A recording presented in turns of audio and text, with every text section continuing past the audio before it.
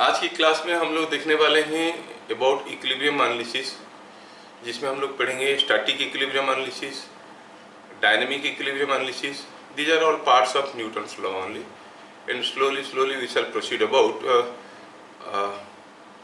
towards Newton's laws, first law, second law and third law. तो ये हो गया टॉपिक. आज हम पढ़ेंगे पहले व्हाट इज इक्विलिब्रियम. तो लेट अस स्टार्ट विथ ये न्यूटन्स लॉ के नाम पे आप पढ़ सकते हो, चैप्टर बना सकते हो. तो आज पढ़ेंगे पहले हम व्हाट इज इक्विलिब्रियम. इसमें कुछ फंडामेंटल्स हमें सीखना है और उसको यूज करना है.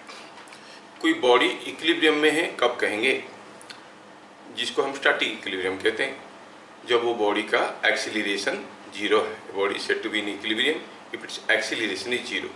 मतलब it may be at rest और may be moving with constant velocity.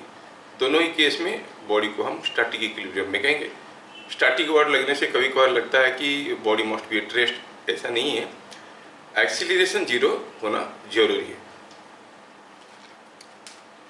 तो पहला चीज देखिए हम लोग, a body is said to be in equilibrium.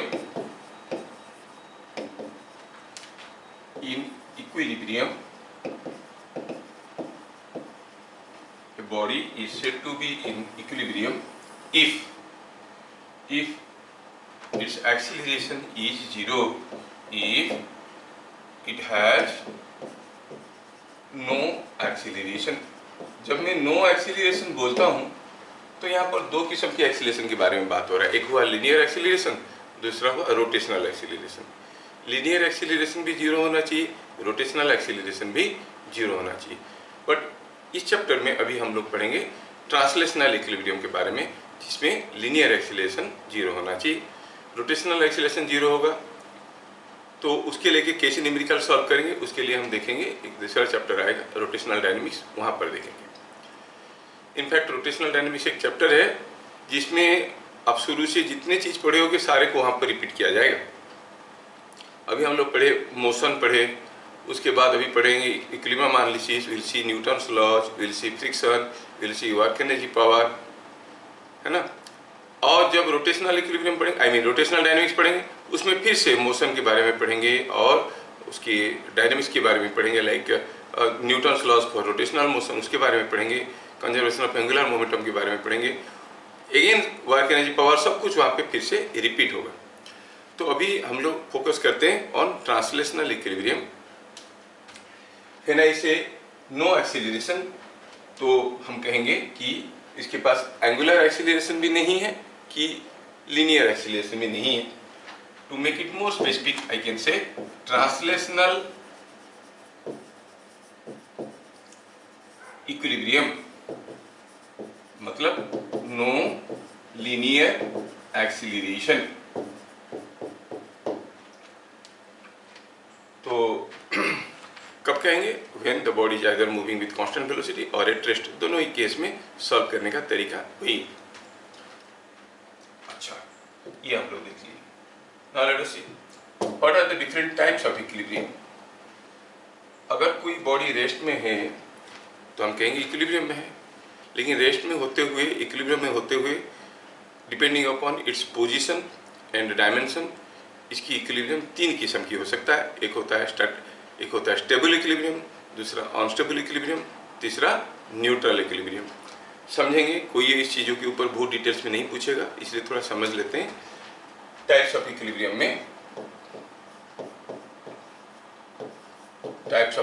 में देखेंगे. सपोज हम कहेंगे कि यहाँ पे कोई एक बॉडी ऐसे रखा गया है.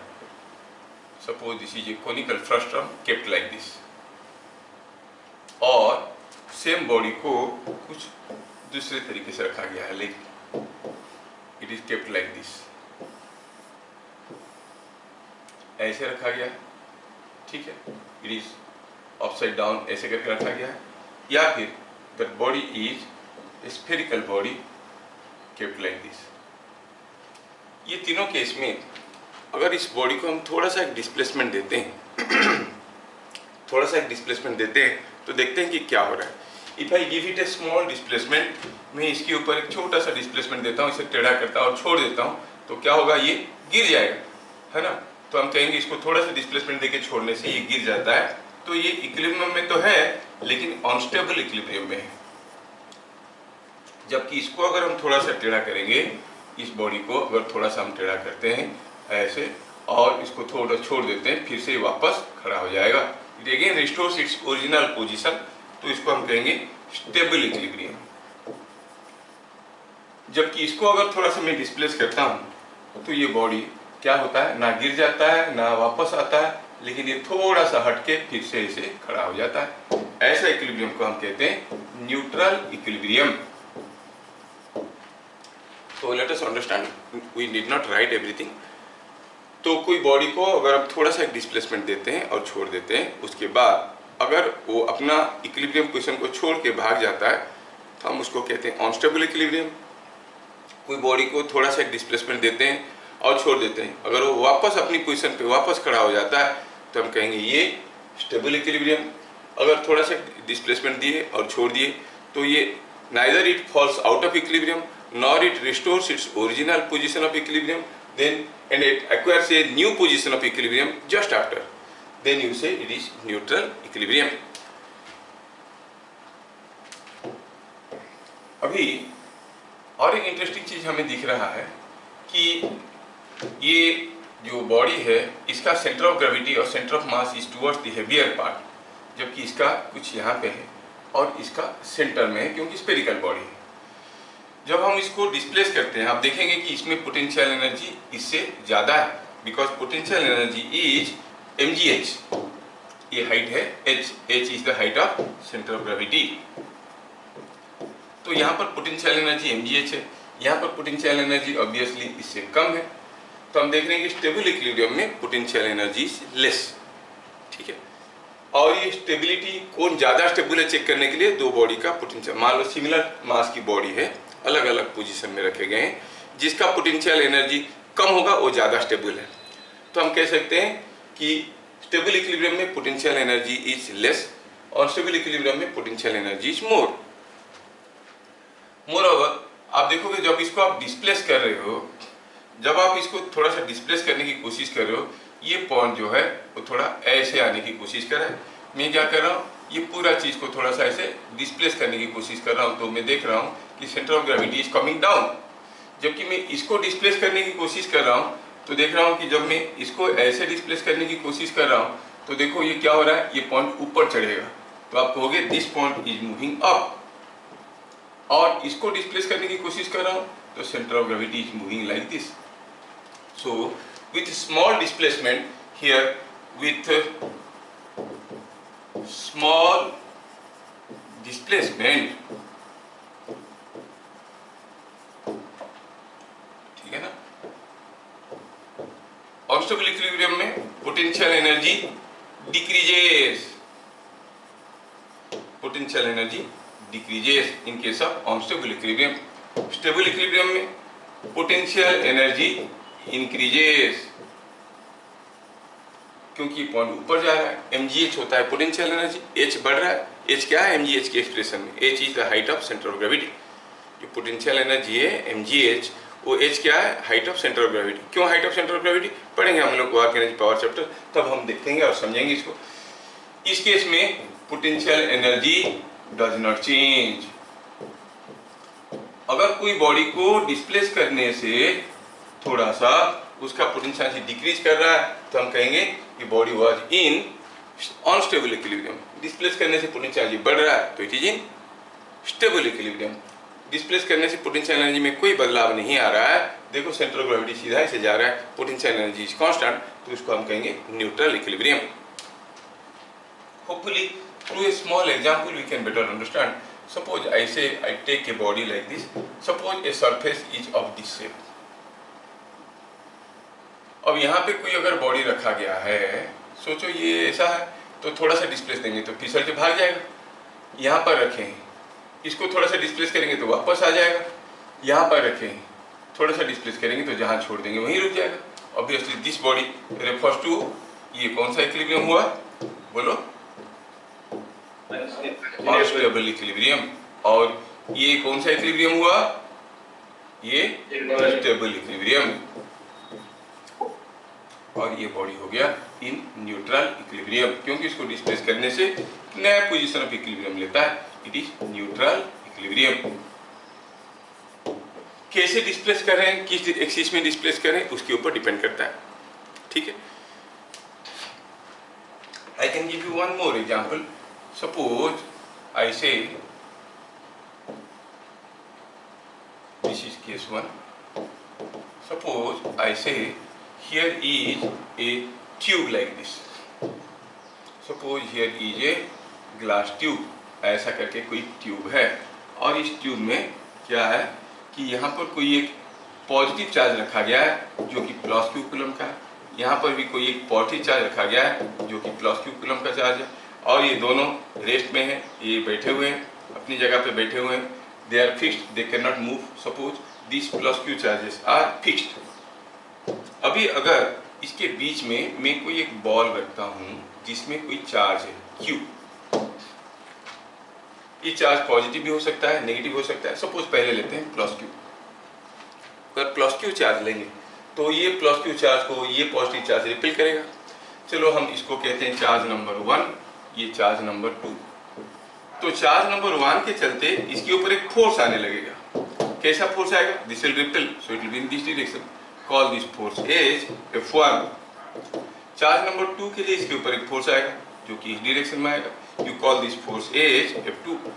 तो obviously the ball is in equilibrium, है ना, क्योंकि नेट फोर्स 0 है, दोनों बराबर चार्ज है, बराबर डिस्टेंस में, ये मिड पॉइंट में है, तो नेट फोर्स 0 ही होगा। अभी अगर ये जो बॉल है, इस बॉल को थोड़ा सा मैं इधर को डिस्प्लेस करता हूँ। Suppose I give it A small displacement in this direction, ऐसे। तो जैसे मैं इसको इधर को डिस्प्लेस कर दिया, थोड़ा सा डिस्प्लेसमेंट ऐसे दिया, तो क्या बता सकते हो कौन सा फोर्स बढ़ जाएगा, F1 कि F2?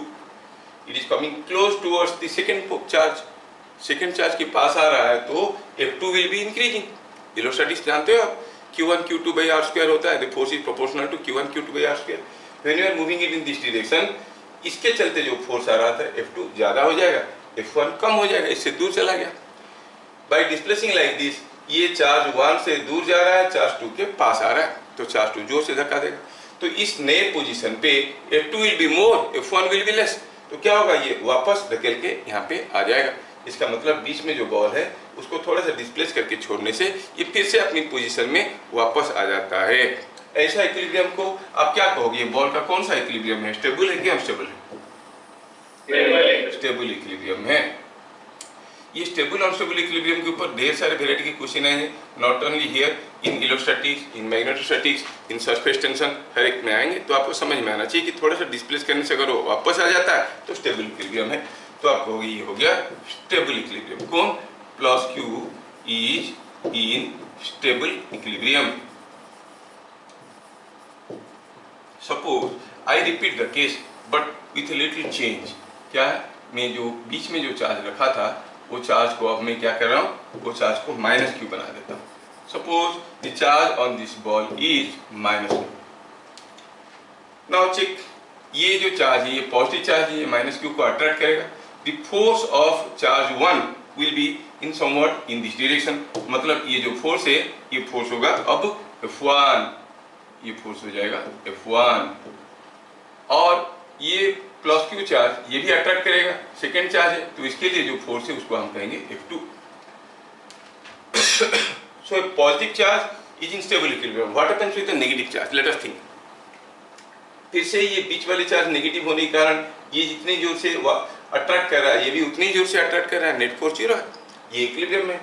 अगर इसको मैं थोड़ा सा डिस्प्लेस करता हूँ, क्या बता पाओगे क्या बढ़ जाएगा, F1 की F2?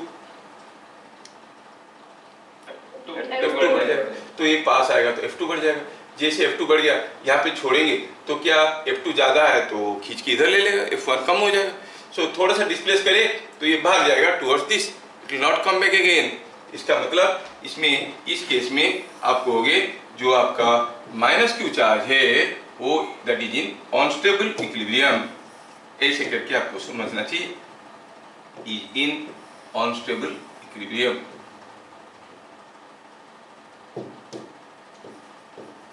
क्या बात समझ में आया? ठीक है, मैं कुछ जगह दिखाऊं, कुछ गलत फहमी रहता है ऑथर्स में देने में। वो क्या करते हैं, ऐसे दो चार्ज दे देते हैं, बीच में एक चार्ज रखा गया है, और मैं जैसे एक ग्लास ट्यूब रखा हूँ, वो ग्लास ट्यूब नहीं रखते हैं और पूछ लेते हैं कि बताओ ये चार्ज इक्विलिब्रियम में है कि नहीं है। Let us take a general case.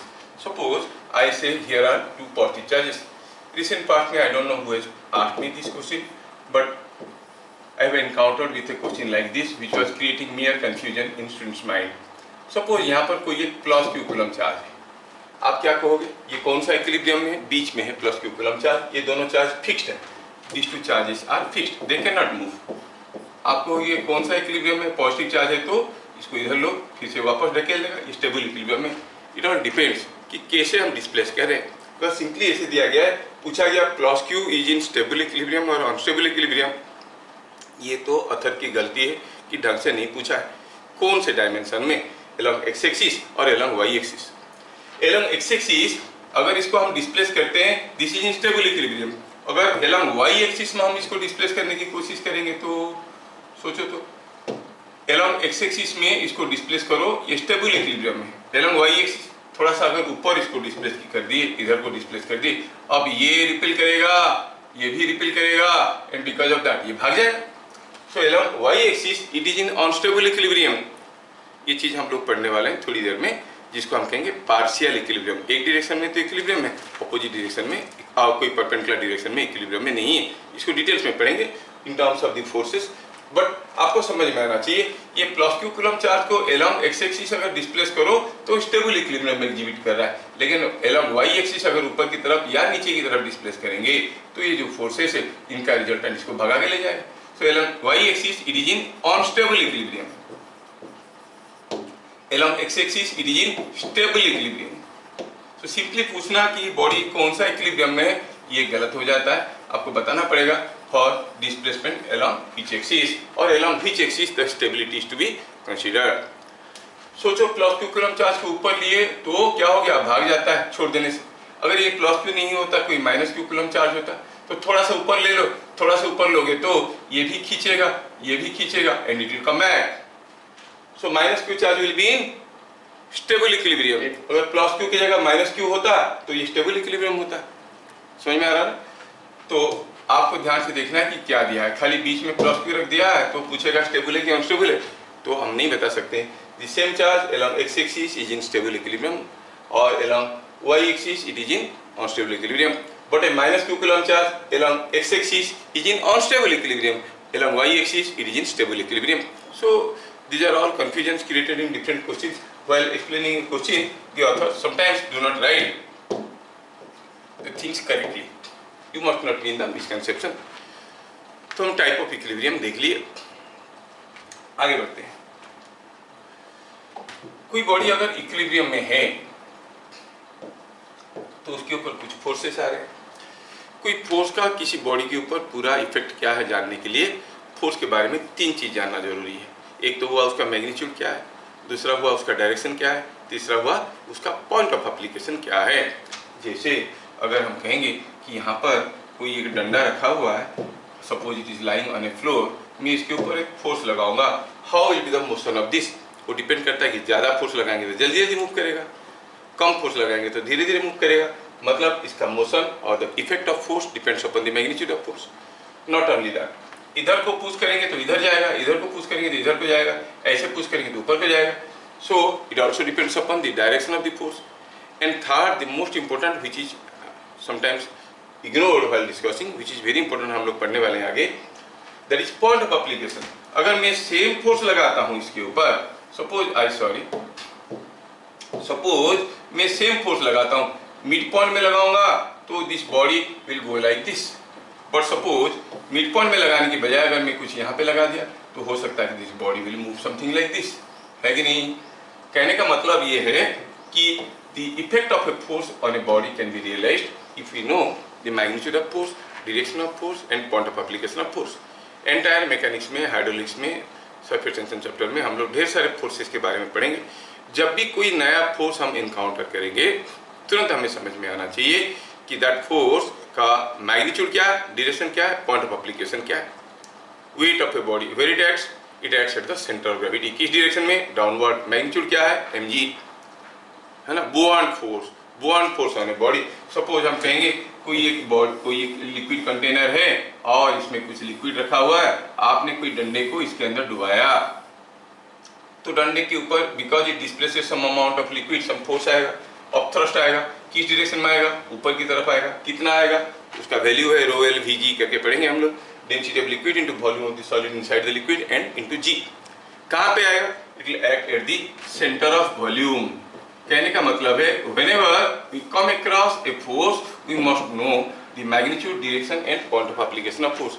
तीनों चीज की क्लैरिटी नहीं रहेगा तो उस फोर्स का इफेक्ट जानना बड़ा मुश्किल हो जाएगा। जब तक हम ट्रांसलेटरी मोशन के साथ बात कर रहे हैं तो मैग्नीट्यूड और डायरेक्शन में काम निकल जाएगा, but when we talk about rotational motion, किस पॉइंट में फोर्स आ रहा है वो जानना बहुत जरूरी होगा। इसलिए फोर्स के बारे में तीन चीज जानने की कोशिश करेंगे। जब भी कोई नया फोर्स आएगा तीनों चीज जानने की कोशिश करेंगे। सेंटर ऑफ वॉल्यूम मतलब यहाँ पर क्या होता है, ये जो आपका वॉल्यूम है लिक्विड के अंदर, इस वॉल्यूम का सेंटर कहाँ है? यहाँ। पूरे बॉडी का सेंटर तो कहीं यहाँ है जहाँ पर सेंटर ऑफ ग्रेविटी है, जहाँ पर वेट एक्ट कर रहा है, लेकिन जो डूबा हुआ वॉल्यूम है उसका सेंटर कहाँ है? हियर। तो यहाँ पे आएगा बुआंट फोर्स। एनीवे, ऐसे करके कोई भी फोर्स के बारे में बात करते वक्त हमें तीन चीज जानने की जरूरत है, जिसको हम कहेंगे characteristics of the force. Characteristics of force is being realized in terms of magnitude, direction and point of application। ये तीन चार जानना जरूरी, ठीक है। अब वापस आते हैं इक्विलिब्रियम में। पॉइंट नंबर 4, कोई बॉडी इक्विलिब्रियम में है। फॉर ट्रांसलेटरी इक्विलिब्रियम, मतलब जो लीनियर एक्सीलरेशन है वो नेट एक्सीलरेशन कितना? 0, और you can say the linear acceleration is 0। कोई बॉडी का लीनियर एक्सीलरेशन 0 है, मतलब कोई बॉडी का लीनियर एक्सीलरेशन 0 है, मतलब उसके ऊपर जितने सारे फोर्सेस आ रहे हैं वो सारे फोर्सेस का रिजल्टेंट 0 है, या फिर उसके ऊपर कोई फोर्स नहीं आ रहा है। दो केस हो सकता है। कोई बॉडी का एक्सीलरेशन नहीं है, उसका दो रीजन हो सकता है, या तो उसके ऊपर कोई फोर्स नहीं आ रहा है, या फिर ढेर सारे फोर्सेस आ रहे हैं, सारे फोर्सेस का रिजल्टेंट 0 है। कोई फोर्स नहीं आ रहा है, ऐसा केस तो on earth it is impossible, क्योंकि कम से कम वेट तो एक्ट कर रहा होगा, है ना। इसका मतलब जब भी हम इक्विलिब्रियम एनालिसिस करेंगे हम किस पार्ट पे ध्यान देंगे कि बॉडी के ऊपर कितने टू फोर्स आ रहा है और सारा फोर्सेस का रिजल्टेंट 0 है। तो उस चीज को मैथमेटिकली हम लोग कैसे लिखेंगे? नेट एक्सीलरेशन इज 0, मतलब net force acting on the body is 0। अभी अगर कोई बॉडी के ऊपर ढेर सारे फोर्सेस आ रहे, मान लो F1 फोर्स आ रहा है और F2 फोर्स आ रहा है, दो फोर्स आ रहा है, ये θ1 एंगल है, ये θ2 एंगल है, हो सकता है कि और भी फोर्स आ रहे हैं, कॉल इट F3 एंड ये θ3। ऐसे करके मान लो ढेर सारे फोर्सेस आ रहे हैं और आपको पता करना है what is the net force. हम लोग पढ़े हैं पॉलीगॉन लॉ वगैरह, but that was all A graphical approach. अभी ये तीनों फोर्स को जोड़ देंगे तो नेट फोर्स मिलेगा। तीनों फोर्स को जोड़ेंगे कैसे?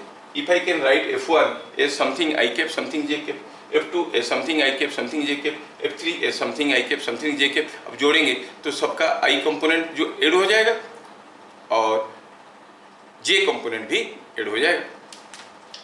F1 का हो गया Fx1 I cap, Fx2 sorry it is Fx1 I cap, Fy1 J cap. F2 का हो गया Fx2 I cap, Fy2 J cap. Similarly F3 का अगर हम सारे फोर्सेस को जोड़ेंगे तो कैसे जोड़ेंगे तो there x components will be added, y components will be added. That means जो नेट फोर्स आप देखोगे वो क्या हो जाएगा? It is summation of all x components sigma fx, summation of all x components into y cap, summation of all y components that you call as fy into j cap. ऐसे करके क्या बात समझ में आया? So when you are adding a number of forces, how you add them through resolution? By adding their x components and y components. और कोई पूछेगा कि बताओ ये जो नेट फोर्स है उसका मैग्नीट्यूड क्या है, तो आप क्या करोगे? सबका x कंपोनेंट को जोड़ने के बाद जो सिग्मा fx मिला है वो हो गया सिग्मा fx का स्क्वायर प्लस सिग्मा fy का square whole root over this is the net force, है कि नहीं? अगर ये चीज हमें समझ में आया, क्या मैं ठीक से समझा पा रहा हूं? समझ में आ रहा है ना? तो जब भी हम कोई बॉडी के ऊपर ढेर सारे फोर्सेस आ रहे हैं और उनका रिजल्टेंट निकालना चाहते हैं, तो resultant force will have a magnitude sigma F x का square plus sigma F y का स्क्वायर होल रूट ओवर, मतलब सबका एक्स कंपोनेंट को जोड़ो उसका स्क्वायर, सबका वाई कंपोनेंट को जोड़ो उसका स्क्वायर होल रूट ओवर।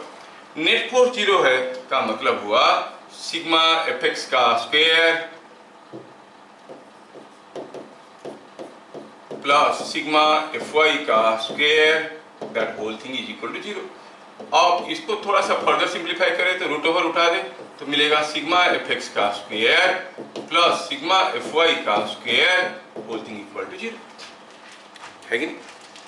तो कोई बॉडी स्टैटिक इक्विलिब्रियम में, ट्रांसलेटरी इक्विलिब्रियम में होने के लिए उसके ऊपर जितने फोर्स आ रहे हैं सारे का एक्स कंपोनेंट का स्क्वायर प्लस वाई कंपोनेंट का square must be zero.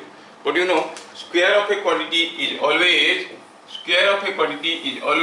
A positive quantity. तो आप कहोगे ये भी पॉजिटिव है, ये भी पॉजिटिव है, दोनों पॉजिटिव है, इसका मतलब दोनों पॉजिटिव क्वांटिटी जुड़ के जीरो हो रहा है, मतलब सिग्मा एफ एक्स का स्क्वायर भी जीरो है, सिग्मा एफ वाई का स्क्वायर भी जीरो है, स्क्वायर जीरो है तो सिग्मा एफ एक्स जीरो है। ये जो कंडीशन मिला, इस कंडीशन को हम कहते हैं necessary and sufficient condition for equilibrium.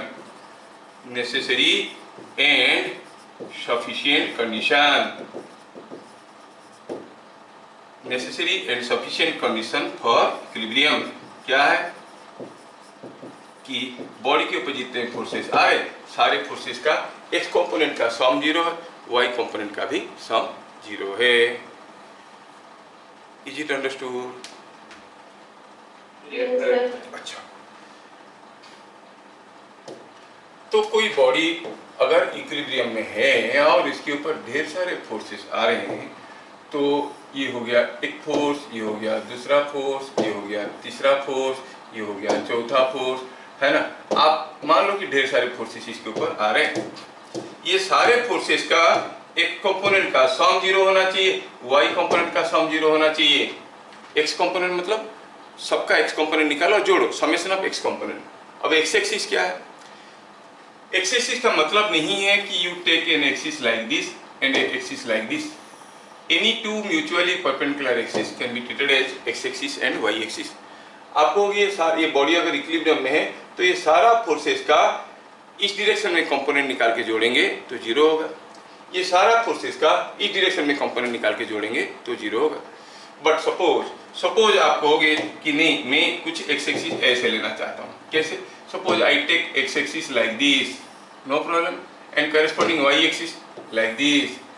अब भी ये इक्विलिब्रियम में है, मतलब ये सारा फोर्सेस का component in this direction will be also zero एंड ये सारा फोर्सेस का component in this direction will be also zero. तो आपको सुइटेबली एक्स एक्सिस और वाई एक्सिस लेना आना चाहिए। कोई जरूरी नहीं है कि x axis is always horizontal and Y axis is a vertical line perpendicular to it.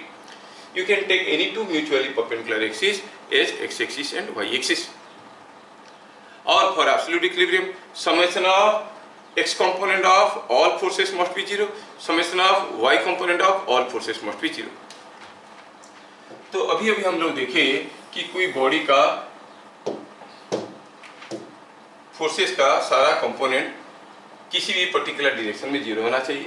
ऐसे हम कह सकते हैं कि कोई बॉडी अगर इक्विलिब्रियम में, उसका फोर्सेस जितने सारे फोर्सेस आ रहे हैं वो सारे फोर्सेस का कंपोनेंट किसी भी डायरेक्शन में, क्योंकि एक्स एक्सिस हम किसी भी डायरेक्शन में ले सकते हैं, किसी भी डायरेक्शन में मस्ट बी जीरो। तो ये समझ में आया हमें कि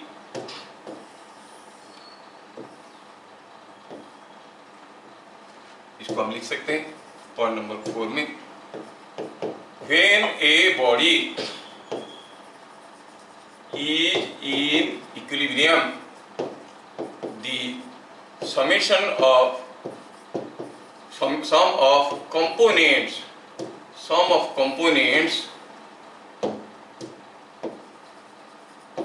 in any direction must be zero, किसी भी डायरेक्शन में जीरो होना चाहिए। तो थोड़ा सा हम ब्रॉडर कर लिया अपने आप को, ओनली एक्स एक्सिस में वाई एक्सिस में नहीं, क्योंकि एक्स एक्सिस वाई एक्सिस तो कैसे भी ले सकते हैं हम लोग। तो कोई बॉडी इक्विलिब्रियम में उसके ऊपर जितने सारे फोर्सेस आ रहे हैं वो सारे का कंपोनेंट किसी भी डायरेक्शन में निकालो जीरो होना चाहिए। समझ में आया? अच्छा, now if sigma fx is zero but sigma fy is not zero, क्या बॉडी इक्विलिब्रियम में? बॉडी इक्विलिब्रियम में नहीं है।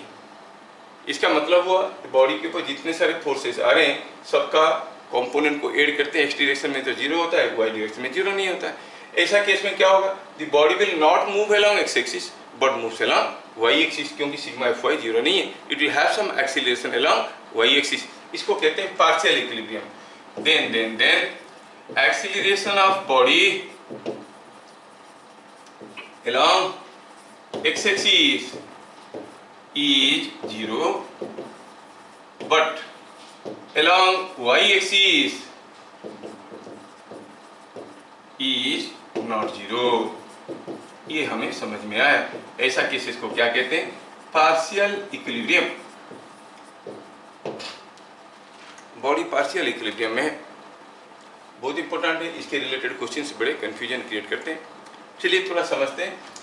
फॉर एग्जांपल सपोज हम कहेंगे कि कोई बॉडी ऐसा किसी एक इंक्लाइन प्लेन पे रखा गया है और इस इंक्लाइन प्लेन पे इस बॉडी को छोड़ दिया गया, maybe it is smooth incline plane, तो क्या होगा? रहेगा तो नहीं, फिसल तो जाएगा। If I choose this as my x axis and this as my y axis, तो अगर मैं ऐसा एक्स एक्सिस लेता हूँ, ऐसा वाई एक्सिस लेता हूँ, जब इसको छोड़ दिया ये नीचे फिसल के आ जाएगा, नीचे फिसल के आ जाएगा। तो क्या ये अलोंग एक्स एक्सिस मूव कर रहा है? यस, उसका डिस्प्लेसमेंट है, acceleration has got some component along x axis. तो इफ आई चूज ऐसा एक्स एक्सिस एंड ऐसा वाई एक्सिस, तो मैं कहूंगा for this body neither sigma F x is zero nor sigma F Y is zero.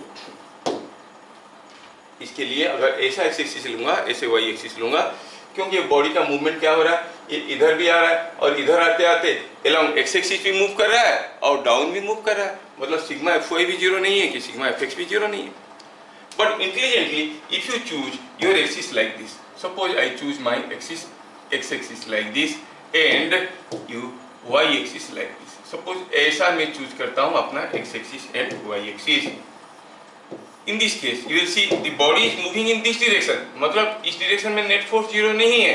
मतलब अगर मैं इसको एक्स एक्सिस कहता हूँ, इसको वाई एक्सिस कहता हूँ, तो क्लियरली हम देख रहे हैं कि sigma F x is not zero but can the body move in this direction?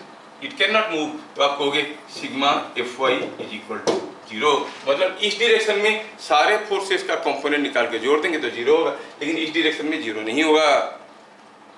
क्या बात समझ में आ रहा है?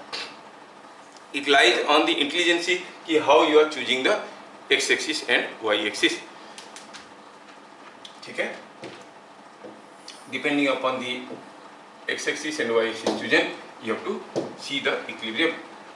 ऐसा लेते हैं तो हम कहेंगे the body is not in equilibrium, ऐसा लेते हैं तो कहेंगे it is in partial equilibrium, क्योंकि कोई भी एक कंपोनेंट का सम अगर जीरो हो जाता है तो हमारा कैलकुलेशन आसान हो जाता है, ठीक है?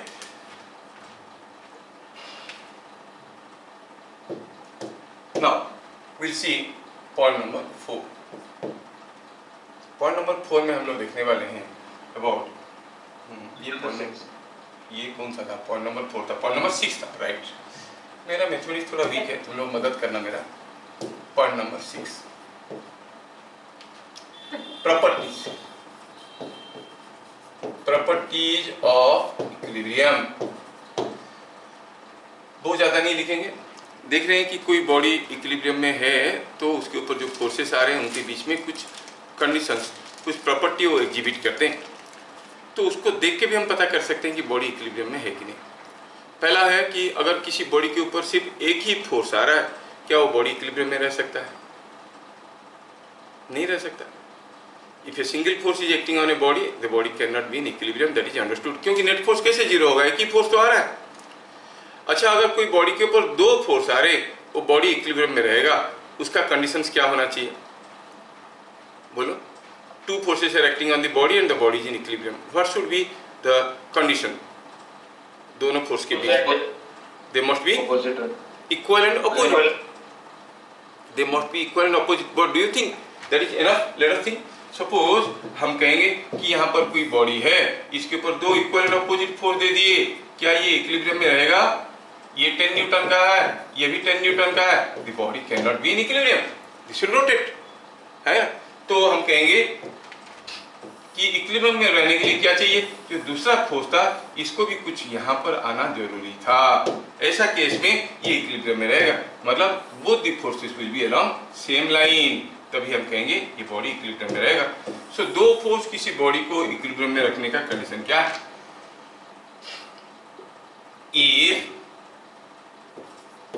if two forces acting on a body keep it in equilibrium, then forces must be equal and opposite and must act along same line। ये सेम लाइन में होना जरूरी है, जैसे जैसे ये बताया हमें अभी कि अगर कोई बॉडी है, ऐसा बॉडी है, इसके ऊपर अगर दो फोर्स ऐसे आ रहे हैं तो it is not in equilibrium, लेकिन अगर सेम बॉडी के ऊपर अगर फोर्स कुछ ऐसे आ रहे हैं देन यू से the body is in equilibrium. ये ऐसा एक फोर्स आया, ऐसा एक फोर्स आया, सो ये इक्विलिब्रियम में है, जबकि ये नॉट इन इक्विलिब्रियम। क्या मैं समझा पा रहा हूं? क्यों बताया स्टेटमेंट को? ऐसा क्वेश्चन आएगा, two equal and opposite forces acting on a body always keep it in equilibrium, true और false? No, it is false. If they are acting along the same line then only they can keep the body in equilibrium. अच्छा, दो से ज्यादा force होगा तो if three forces are acting on a body, if three forces acting on the body keep it in equilibrium, then their line of actions must be parallel और concurrent। समझ में आया क्या? अगर तीन फोर्स किसी बॉडी के ऊपर आ रहे हैं और वो बॉडी इक्विलिब्रियम में है तो तीनों का line of actions must be either parallel और कंकरेंट। जैसे मैं आपको एग्जांपल दूं कि सपोज हियर इज ए डंडा lying on the floor, you apply a force somewhere here, you call this is a force acting on this, this is another force acting on this and there is a third force pushing it in this direction। हाँ, ये कुछ दिख रहा है कि ये body equilibrium में हो सकता है। क्यों? क्योंकि इनका जो लाइन ऑफ एक्शन है, इसका लाइन ऑफ एक्शन इस लाइन में है। लाइन ऑफ एक्शन मतलब कौन से लाइन में ये एक्ट कर रहा है, इसका लाइन ऑफ एक्शन ऐसा है और इसका लाइन ऑफ एक्शन ऐसा है। All the line of actions are looking parallel. तो कोई तीन ठो फोर्स जिनका लाइन ऑफ एक्शन पैरेलल है वो किसी बॉडी को इक्विलिब्रियम में रखेंगे, ये नहीं बोल रहा हूं, डोंट डेवलप द मिसकंसेप्शन। अगर तीन फोर्स कोई बॉडी को इक्विलिब्रियम में रख रहे हैं तो उनका लाइन ऑफ एक्शन पैरेलल होंगे। The converse is not true. Parallel होंगे, खाली पैरेलल होंगे तो नहीं, ये भी हो सकता है कि सपोजिंग हम कहेंगे इस बॉडी के ऊपर तीन फोर्स आ रहे हैं, एक फोर्स कुछ ऐसे आ रहा है, सपोज ऐसे ऐसा कोई एक फोर्स आ रहा है और कोई दूसरा फोर्स मान लो कि ऐसा आ रहा है और मान लो कि ये पॉइंट में कोई एक तीसरा फोर्स आ रहा है, तो फोर्स किस डायरेक्शन में होना चाहिए कि बॉडी इक्विलिब्रियम में रहेगा।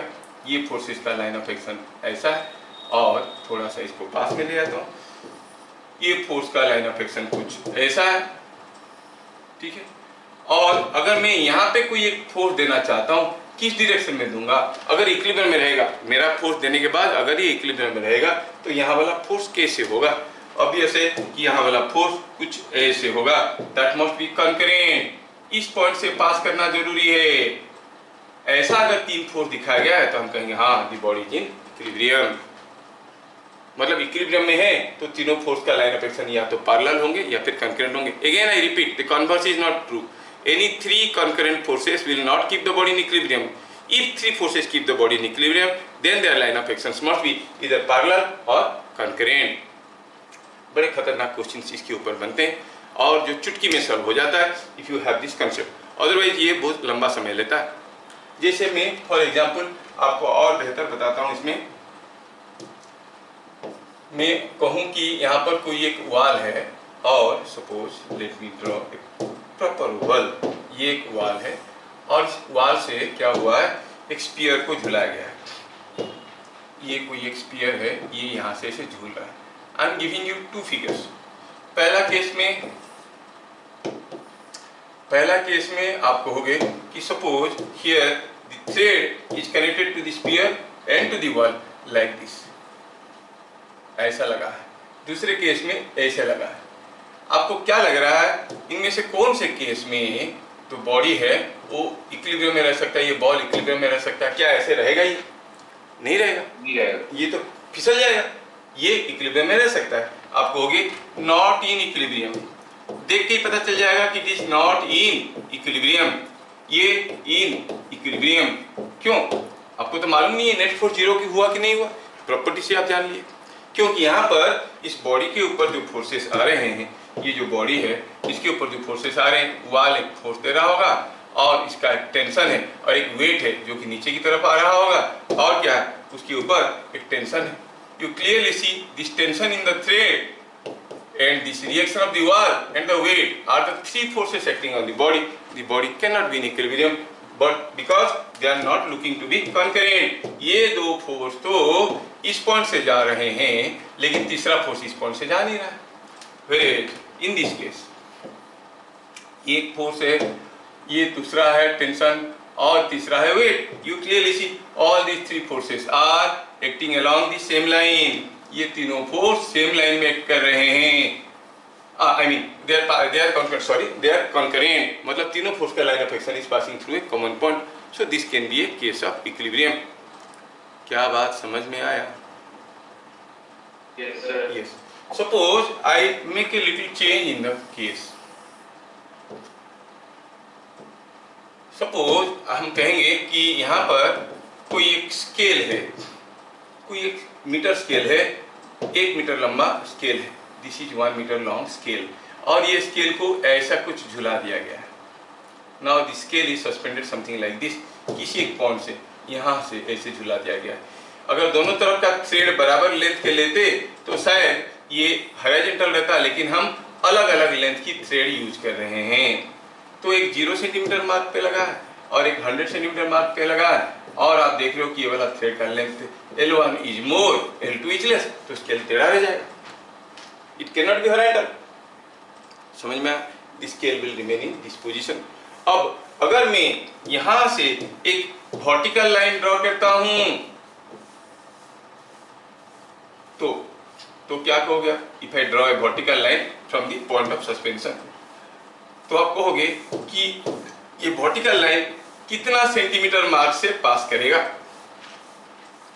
Through what centimetre mark it will pass? ये 0 सेंटीमीटर है, ये 100 सेंटीमीटर है, ये टेढ़ा है, ये कितना सेंटीमीटर मार्क से पास करेगा? तो थोड़ा ध्यान से सोचें कि ये जो स्केल अभी झूल रहा है ये तो इक्विलिब्रियम में है।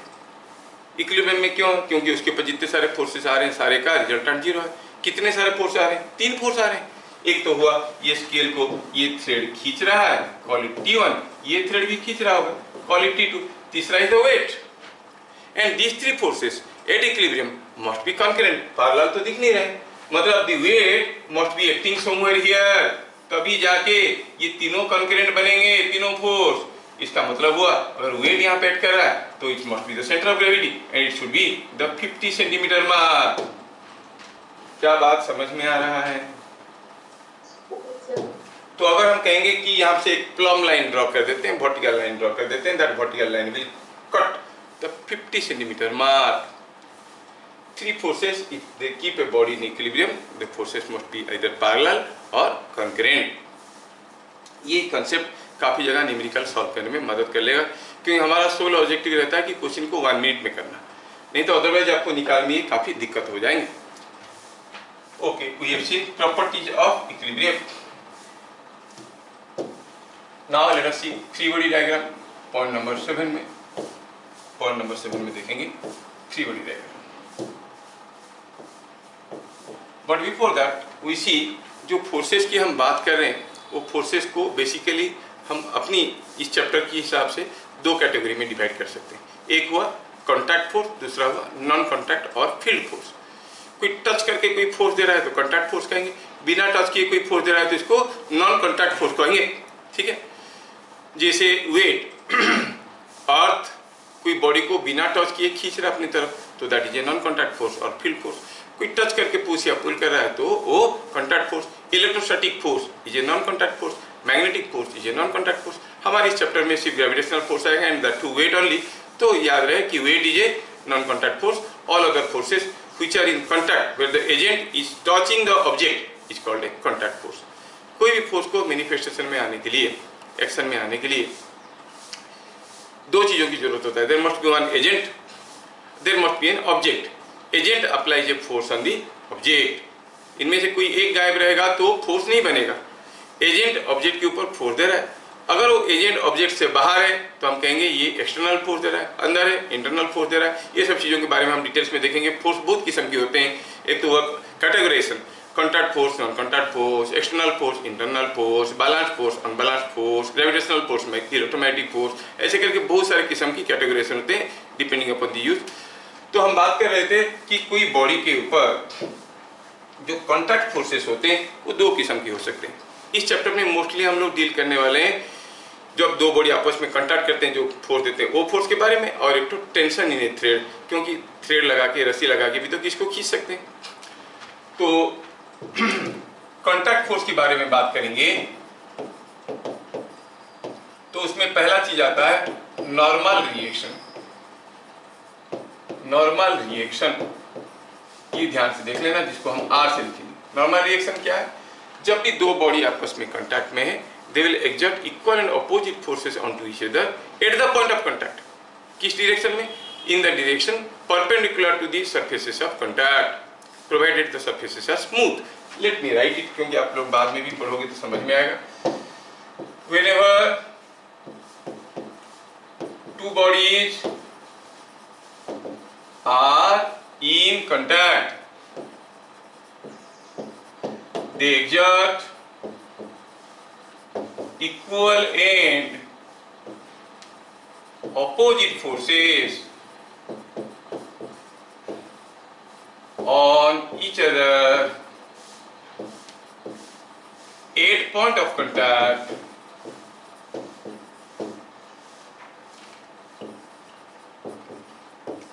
किस डायरेक्शन में?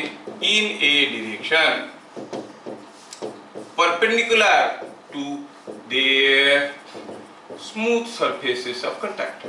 smooth surfaces of contact। ध्यान रहे I have used a wording smooth surface।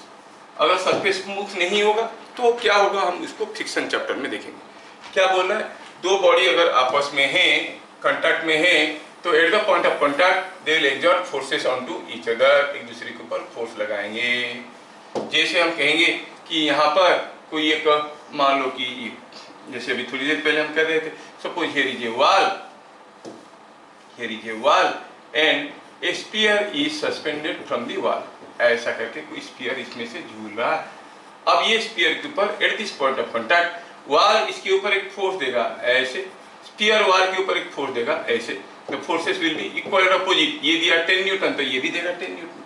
कहाँ पे आएंगे? At the point of contact. किस डायरेक्शन में? perpendicular to their surface, perpendicular to the wall as well as perpendicular to the surface of the sphere। that means this force will pass through the center of the sphere। समझ में आया? तो ये सब forces को हम कहते हैं normal reaction. these forces are called normal reaction। these forces are called normal reaction. तो नॉर्मल रिएक्शन क्या है समझ में आया? हाँ, अगर सिंगल पॉइंट में टच कर रहे होंगे तभी तो नॉर्मल रिएक्शन देंगे। सिंगल पॉइंट में टच नहीं कर रहे हैं तो, बहुत सारा पॉइंट में टच कर रहे हैं तो कैसे देंगे? थोड़ा सा सोच लेते हैं। We have now developed necessary idea for it. Supposing हम कहेंगे ये कोई एक इंक्लाइन प्लेन है और इस इंक्लाइन प्लेन पे सपोज ये कोई एक बड़ा सा ब्लॉक को रखा गया है इसके ऊपर। से this is what is a very big block kept like this. थोड़ा और भी बड़ा कर देते हैं, यस, और ऐसा ले लेते हैं, ठीक। ये ब्लॉक को हम यहाँ पे रखे हैं। Now this arrangement is suppose at rest. Sir कैसे रह सकता है? ऐसे तो रह नहीं सकता, ऑब्वियस नहीं रहेगा, तो इसको कुछ थ्रेड में बांध देते हैं। सपोज मैं क्या करता हूँ कि ये जो इंक्लाइन प्लेन है, इस इंक्लाइन प्लेन के ऊपर एक सपोर्ट लेके मैं ये जो ब्लॉक है इसको इसी एक थ्रेड से ऐसे बांध देता हूँ। आई टाई इट लाइक दिस। अब ये चल नहीं सकता, बांध के रखा। Now this system is in equilibrium. At this contact point there will be some force. At this contact point some force is there. हमें दिखाना है what is the force. पर जब भी हम किसी फोर्स की बात करेंगे we need to show the magnitude of the force, direction and point of application of force. तो चलो बात करते हैं point of application की। आप कहोगे कि the normal reaction will be normal to the surface। तो आंख बंद करके कोई भी कह देता है कि जो नॉर्मल रिएक्शन होगा वो कुछ ऐसा होगा। ये हर कोई करता है, जो कि गलत है। ऐसा नहीं है। इसके ऊपर भी क्वेश्चंस आ चुके हैं, इसके ऊपर भी क्वेश्चंस आ चुके हैं। तो चलो कैसा क्वेश्चन आया था मैं बताता हूँ। दिया था क्वेश्चन में कि अगर थोड़ा ये फिगर को मैं थोड़ा ढंग से बनाऊं तो आपको समझ में आएगा। एक मिनट थोड़ा,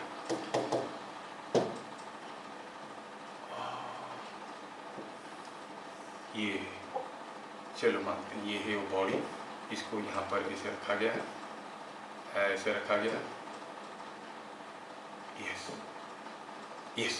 अब पूछा गया है कि क्वेश्चन क्या था मालूम है?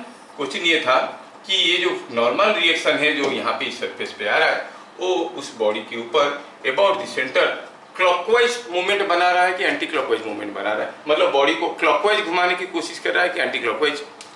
I hope you understand. अगर कोई बॉडी ऐसे रखा है, इसके ऊपर मैं यहाँ पे फोर्स लगाऊंगा तो ये बॉडी को ऐसे घुमाने की कोशिश करेगा। थोड़ी देर में ये बॉडी कुछ घूम के ऐसा पोजीशन में आ जाएगा। कैसा पोजीशन में? ऐसा पोजीशन में आ जाएगा, क्योंकि मैं ऐसे पुश कर रहा हूँ। अगर मैं इधर से पुश करता तो उल्टे डायरेक्शन में घूम जाता। मतलब ये इस बॉडी को, ये फोर्स इस बॉडी को ऐसे घुमाने की कोशिश कर रहा है। तो हम कहेंगे this force is creating a clockwise rotation in the body, having the tendency to create a clockwise rotation। अगर ये फोर्स को यहाँ पर देने की जगह कुछ यहाँ पर देते तो शायद ये बॉडी कुछ ऐसे घूमने की कोशिश करता, एंटी क्लॉकवाइज। अब क्वेश्चन क्या आया एंट्रेंस में?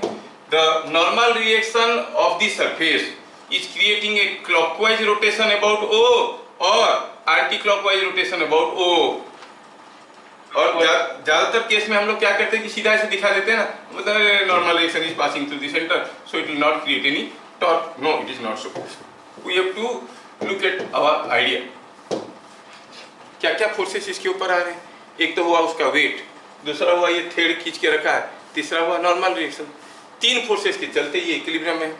तो तीनों फोर्सेस का लाइन ऑफ एक्शन को या तो पैरेलल होना है या फिर कंकरेंट होना है।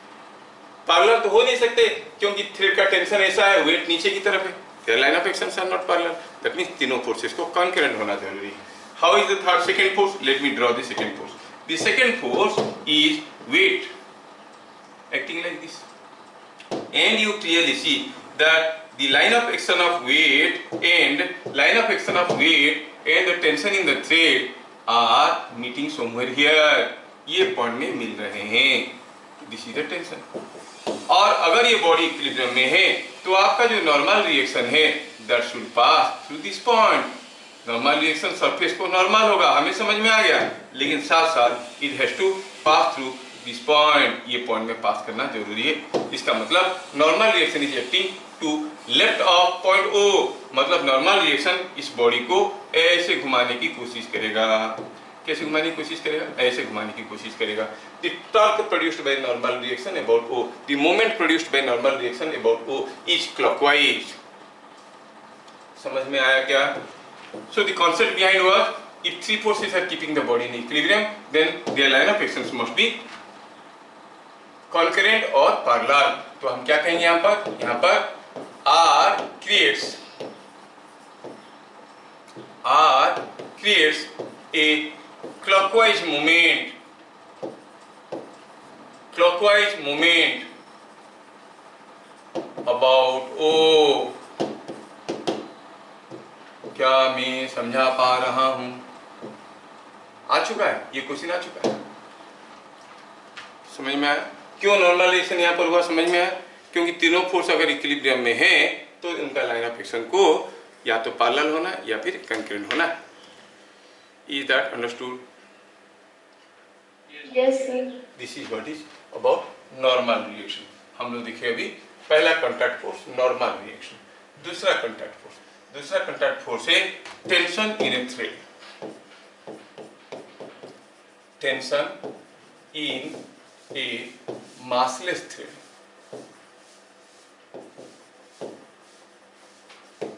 किसी एक massless thread में टेंशन निकालना। How you define it? जब किसी एक थ्रेड में हम टेंशन निकालने की कोशिश करें तो उसको पहले डिफाइन कर देते हैं। Tension at A point,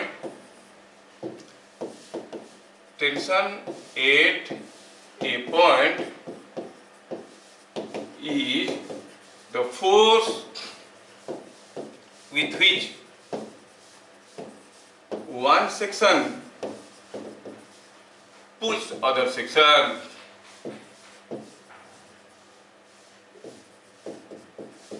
At that point, same point में एक सेक्शन दूसरे सेक्शन को कितने जोर से खींच रहा है उसी को कहते हैं tension in A thread.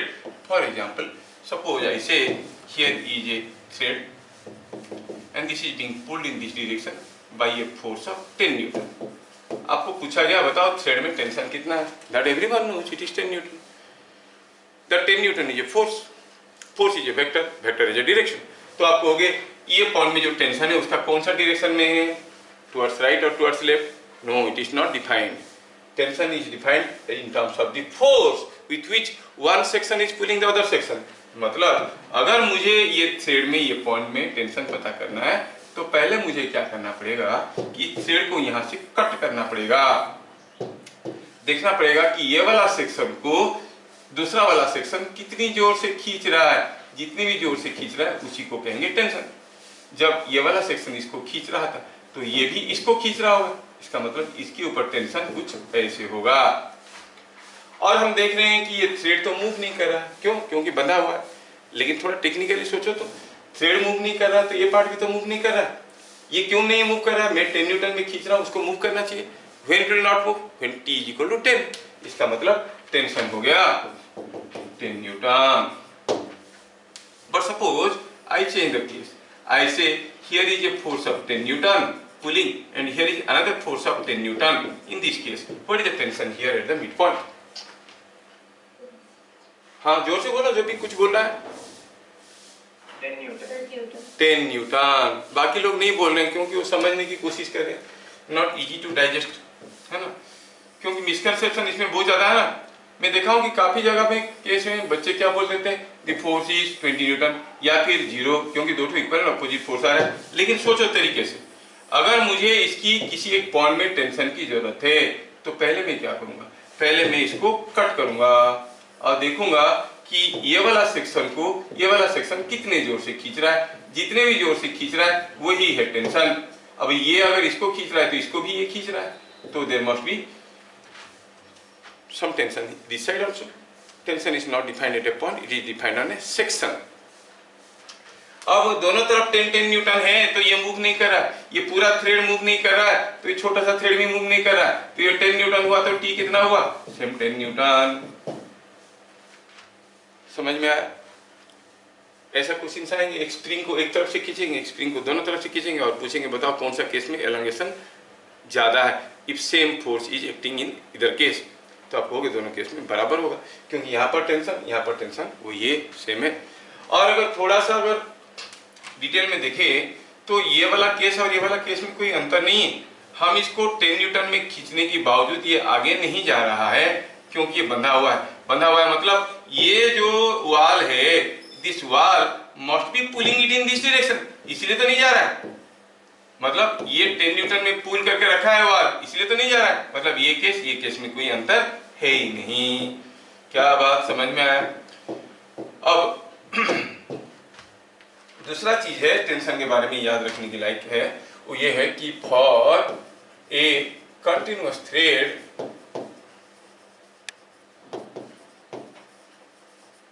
passing over smooth supports, passing over smooth supports,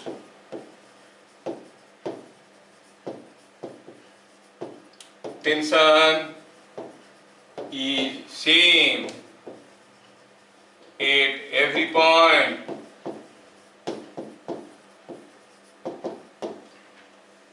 supposing हम कहेंगे कि यहाँ पर कोई एक, ध्यान है हम बात कर रहे हैं मासलेस थ्रेड का, क्योंकि आगे आगे हमको केसेस मिलेंगे रोप, जिसको हम मासिव कहेंगे, रोप का अपना कुछ मास होगा।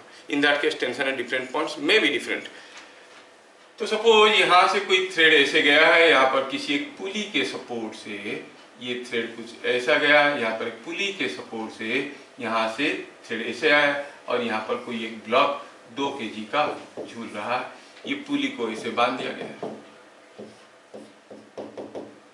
Now, कोई पूछेगा टेंशन क्या है at points, at all this points you are have to find out the tension at point A, at point B, at point C. I am assuming the supports to be smooth, ठीक है, क्योंकि पुली वाली numerical भी तो करना है। In that case आप देखोगे 2 kg इधर झूल रहा है, गिर क्यों नहीं रहा है? क्यों गिरेगा भाई? क्योंकि इसका वेट इसको खींच रहा है, वेट खींच रहा है तो गिरना चाहिए, ये गिर नहीं रहा है।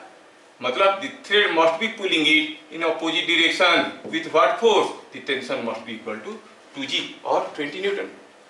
अब इंटरेस्टिंग बात यह है कि यहाँ पर जो टेंशन क्रिएट हुआ 20 न्यूटन, वो यहाँ पर भी होगा, यहाँ पर भी होगा। आप कह सकते हो tension at A, tension at B, tension at C, all are equal to 20 newton. क्या बात समझ में आया? Tension at every point is same, it cannot be different for a massless thread. कभी कभार ये मिसकंसेप्शन क्रिएट करता है कि supposing here is a pulley and this pulley, from this pulley suppose here is a 2 kg block is suspended and here is a 3 kg block suspended, लगता है कि इधर heavier mass है तो tension on right side will be more, but not, because it is a continuous thread। आपको कि tension at A is equal to tension at B. ये मत सोचना कि टेंशन ए में ज्यादा होगा बी में कम होगा, क्यों? Because the thread is continuous, the tension will be transmitted undiminished to every part of the thread. समझ में आया क्या? टेंशन देख लिए और नॉर्मल रिएक्शन देख लिए। Now we come to the next point number 8, free body diagram. ये क्या है free body diagram? The isolated body diagram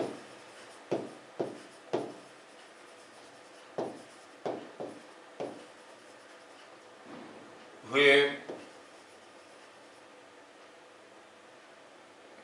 in which all external forces acting on the body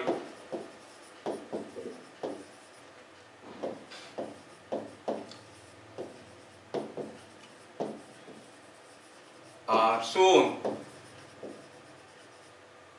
with appropriate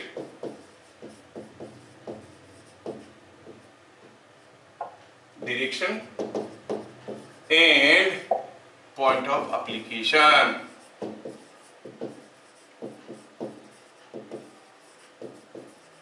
ये free body diagram क्या है? The isolated body diagram where all external forces acting on the body are shown with appropriate direction and point of application। We are proceeding slowly towards equilibrium analysis, जिसमें हमारा objective क्या है? कोई body अगर equilibrium में है, हमें तो पता चल गया है कि उसके ऊपर ढेर सारे फोर्सेस आ रहे हैं, सारे फोर्सेस का रिजल्टेंट 0 है। तो हमें पता ये करना है, इक्विलिब्रियम एनालिसिस का मतलब पता करना है कि कितने टू फोर्स आ रहे हैं, कहाँ पर आ रहे हैं, किस किस डायरेक्शन में आ रहे हैं, और हर एक फोर्स का मैग्नीट्यूड क्या है। 3 चीजों को हम फ्री बॉडी डायग्राम में कवर कर लेंगे। एक हुआ how many forces are acting, where they are acting and in which direction they are acting. Magnitude के लिए नेक्स्ट स्टेप जाएंगे। तो अगर कोई बॉडी इक्विलिब्रियम में है, जैसे हम कहेंगे कि यहाँ पर कोई एक स्फीयर है, that sphere is trapped between a vertical wall and an inclined plane. This is a very simple example to understand. And suppose this angle is given 60 degree. I want to draw the free body diagram of this sphere. मतलब इस body को free करना है. चलो free करके देखते हैं. अब अगर ये वॉल को निकाल देंगे, यहाँ पर टच हो रहा है, यहाँ पर टच हो रहा है, वॉल को निकाल देंगे तो ये बॉल गिर जाएगा इधर. अब ये नहीं गिर रहा है, मतलब पक्का वॉल इसको पुश कर रहा होगा और यहाँ पे पुश कर रहा होगा. और क्योंकि नॉर्मल रिएक्शन है, it should be normal to the surface. तो यहाँ पर एक फोर्स ऐसे आ रहा होगा, कॉल इट R1. और क्या फोर्स आ रहा है? इसके ऊपर कुछ वेट भी तो आ रहा है. This is the weight. हाँ, जस्ट ए मिनट. हाँ सीताकांत, हेलो. हाँ सीताकांत, हेलो. हाँ हाँ कहो. मुझे क्लास रे सीधे कौन दरकार को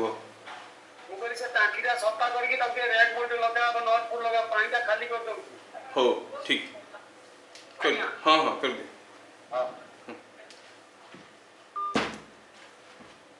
तो what you find here, the weight is acting like this. और क्या है? और यहाँ पे भी तो टच हुआ है, यहाँ पे टच हुआ है, तो यहाँ पर भी नॉर्मल रिएक्शन आ रहा होगा. कैसे आ रहा होगा भाई? It should be coming like this, normal to the surface. देखो इसके ऊपर 3 फोर्स आ रहे हैं. कैसे पता चला 3 फोर्स? क्योंकि फोर्स तो 2 किस्म के होते हैं, contact force and non contact force. जहां जहां कॉन्टैक्ट में है वो आया 2 फोर्स, और नॉन कॉन्टैक्ट फोर्स में हम ले लिए वेट को. बट ध्यान रहे कि we have to show all the forces with appropriate direction and point of application. ये फोर्स यहाँ पे आ रहा है, पॉइंट ऑफ एप्लीकेशन पता चला. यहाँ पर ये आ रहा है, ये भी समझ में आया. Weight is acting at the centre of gravity. और बाकी रह गया डायरेक्शन. इसका डायरेक्शन क्या बताया? ये तो हॉरिजॉन्टल है, ये वर्टिकल है. ये कुछ टेढ़ा दिख रहा है, तो कितना टेढ़ा है बताना जरूरी है. What is this angle? We need to no.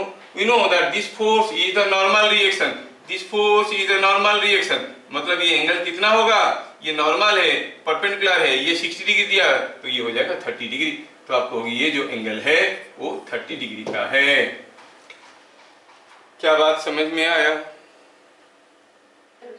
इसको कहते हैं फ्री बॉडी डायग्राम. काफी लोगों का आवाज नहीं निकल रहा है. Why you are wasting batteries in the microphones? I don't know. समझ में आया? Yes sir. तो कहां से सो रहे थे क्या? हाँ, ऐसे बैठे बैठे चले जाएंगे, बाद में पता चला 6, 4, 8, 10, 12 आया एग्जाम में.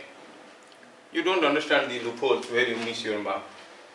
Be involved in the class. Anyway, तो हम क्या देखे यहाँ पर? देखे कि फ्री बॉडी डायग्राम में हम सारा एक्सटर्नल फोर्स के साथ साथ उनका मैग्नीट्यूड, उनका डायरेक्शन और उनका डायरेक्शन, उनका पॉइंट ऑफ एप्लीकेशन दिखा दिए. बाकी रह गया मैग्नीट्यूड निकालने वाली बात. ठीक है, ध्यान रहे कि पूरा मेडिकल एंट्रेंस की क्वेश्चन में मैक्सिमम 2 या 3 फोर्स वाला आएगा. 3 से ज्यादा फोर्स भी हो सकते हैं कोई बॉडी इक्विलिब्रियम में है तो. लेकिन मोस्ट ऑफ द क्वेश्चंस में 99.99% क्वेश्चन में यू विल फाइंड ओनली 3 और 2 forces are acting on the body. इसलिए 3 से ज्यादा फोर्स के बारे में हम डिस्कशन नहीं कर रहे हैं. So we have understood free body diagram. Free body diagram के बारे में एक दूसरा इंपॉर्टेंट चीज बताएंगे. If there is no relative motion, ध्यान से देखना, सारा इंपॉर्टेंट पॉइंट है. Between 2 bodies in contact. कोई बुक में इतना डिटेल्स में सारा चीज नहीं लिखा है, बट न्यूमेरिकल से दे, और वो न्यूमेरिकल को लंबे चौड़े तरीके से करते हैं. आप देखोगे तो इसको ये 1 मिनट में बनेगा चीजें. ठीक है. If there is no relative motion between 2 bodies in contact, then they can be considered as a single body. इनको हम सिंगल बॉडी करके कर सकते हैं. ठीक है. अगर 2 बॉडी के बीच में कोई रिलेटिव स्लाइडिंग नहीं है, हम उनको एक सिंगल बॉडी जैसे बिहेव ले सकते हैं, कंसीडर कर सकते हैं. उनका free body diagram.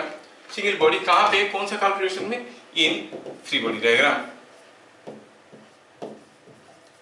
Free body diagram को आगे चल के हम लोग FBD कहेंगे. क्या बात समझ में आया? अगर दो बॉडी कॉन्टैक्ट में उनके बीच में कोई रिलेटिव मोशन नहीं है, they can be considered as a single body in the free body diagram. जैसे जैसे जैसे मैं आपको एक छोटा सा एग्जांपल देता हूँ। सपोज हम कहेंगे here is a, just minute, suppose here is a block pulley and suppose here is another pulley and a thread is passing over both of them, and here is another pulley, and suppose you are asked to find out what is the tension in the thread। दिया है कि ये पुली जो है इसका कुछ मास है, कितना मास है, ये 2 kg का है, और ये इसका भी कुछ मास है, ये कितना मास है, 3 kg का है।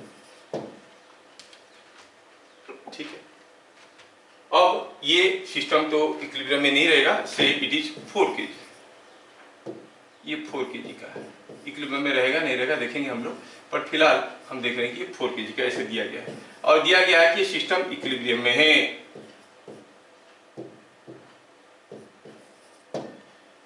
पूछा है बता for the tension in the thread, tension in the thread जानने के लिए I can see that this two bodies are not relatively moving to each with respect to each other, तो यू कंसिडर दिस पूरा thing as a single body.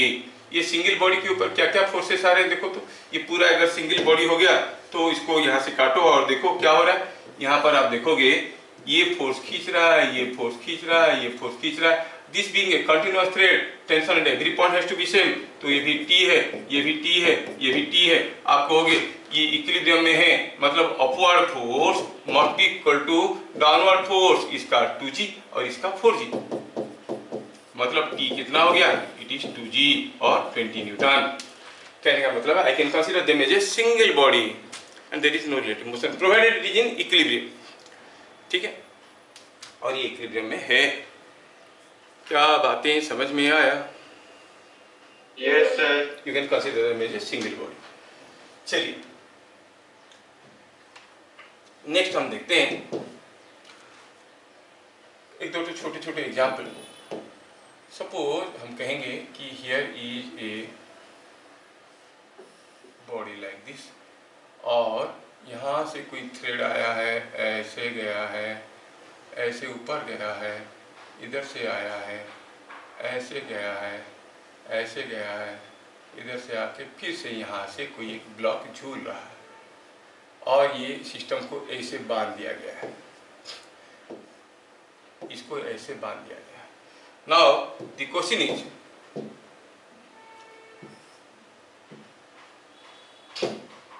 Question में क्या पूछा है? पूछा है बताओ ये है अगर 4 kg, find the value of m for equilibrium, find m for equilibrium, मतलब सब कुछ रेस्ट में रहेगा, उसके लिए m क्या होना चाहिए। कितना सिंपल क्वेश्चन है। तो आप कहोगे कि यहाँ पर अगर हम 4 kg का फ्री बॉडी डायग्राम देखेंगे, 4 kg का फ्री बॉडी डायग्राम देखेंगे तो 4 kg के ऊपर कितने टू फोर्स आ रहा है, उसका अपना वेट आ रहा है 4g, और क्या आ रहा है, एक टेंशन आ रहा है T। अच्छा, tension is same at all these points because this is what is a continuous thread, और ये 4 kg रेस्ट में है। इक्विलिब्रियम में आप 4 kg रेस्ट में है, मतलब upward force is equal downward force, जिसको हम अदरवाइज कहते हैं sigma Fy is equal to 0, net force along y axis must be 0, इसका मतलब T हो गया 4g। ठीक है, तो अगर हम m kg का फ्री बॉडी डायग्राम लेंगे तो if I consider the free body diagram of m kg, तो आप कहोगे ये m kg का मास को ऐसे ले, this is m kg free body diagram I am trying to draw, और ये थ्रेड्स ऐसे आए, ऐसे गया, ठीक है, मैं थ्रेड को कट करके ले आया, टी टी टी टी और इसका mg, ये इसमें बंधा हुआ है, और मालूम चल गया कि ये m kg भी तो इक्विलिब्रियम में है। मैं क्या करता हूँ, m kg को पहले डिस्कनेक्ट करने की कोशिश करता हूँ ऐसे, I want to make it free, I want to draw the free body diagram. How many forces are acting on m kg? आप कहोगे tensions in the upward direction, weight in the downward direction, ये भी equilibrium में है। इसका मतलब हुआ sigma Fy is equal to 0 will implicate mg is equal to downward force is equal to upward force 4t, जबकि t कितना था 4g, so it is 16g, मतलब m कितना है 16 kg। क्या बात समझ में आ रहा है? Yes, sir. Yes, sir. Another similar question.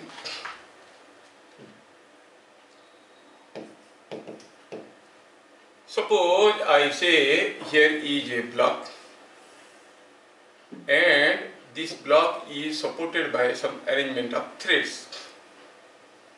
ऐसा है threads, यहाँ से आया ऐसे और यहाँ पर लगा है और एक पुली, यहाँ पर थ्रेड लगा है ऐसे, यहाँ पर लगा है मान लो 2 kg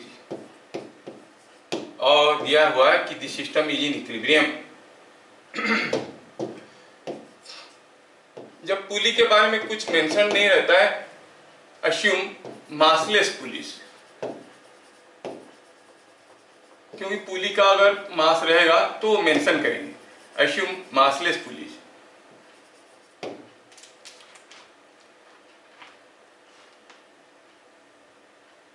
ठीक है,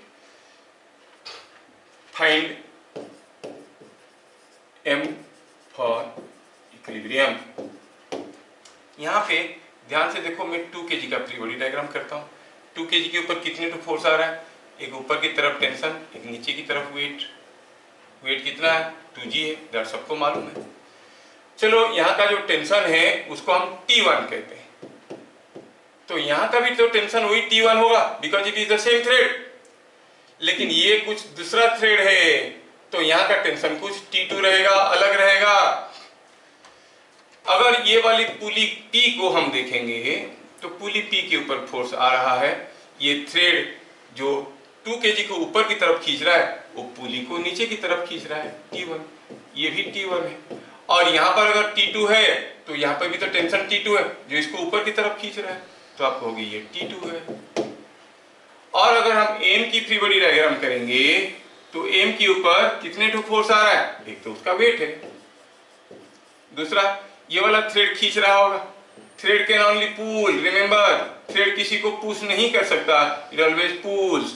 तो ये टेंशन कितना T1 है। So this is the free body diagram. पहले में से पता चला कि T1 is equal to 2G और 20 न्यूटन। इसमें से क्या पता चला, T2 is equal to 2T1 और 40 न्यूटन। इससे क्या पता चला, T1 plus T2 is equal to mg। T1 plus T2 is equal to mg, मतलब mg is T1 plus T2, T1 is 20, T2 is 40, so it is 60 newton. और g को 10 ले लेंगे तो m हो गया 6 kg। सो ये 6 kg मास इज हम, the system will be in equilibrium. क्या बात समझ में आया? ये ठीक है। आखिर क्वेश्चन आपके लिए, थोड़ा सोचो और बताओ। Here is a arrangement like this. ऐसा एक अरेंजमेंट में हुआ यूं है कि यहां से कोई एक ब्लॉक, एक पुली बड़ा वाला ऐसा, छोटा वाला ऐसा, ऐसा करके रखे, दिया है कि ये 4 kg है और ये 6 kg है। ठीक है, आपको बताना ये है, इन फिगर शोन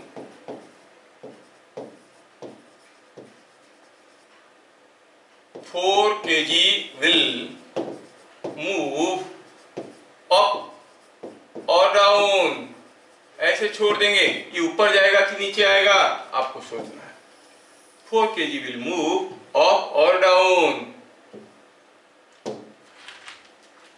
4 kg कैसे जाएगा, ऊपर की तरफ जाएगा कि नीचे की तरफ जाएगा कि इक्विलिब्रियम में रहेगा, वो आपको बताना है।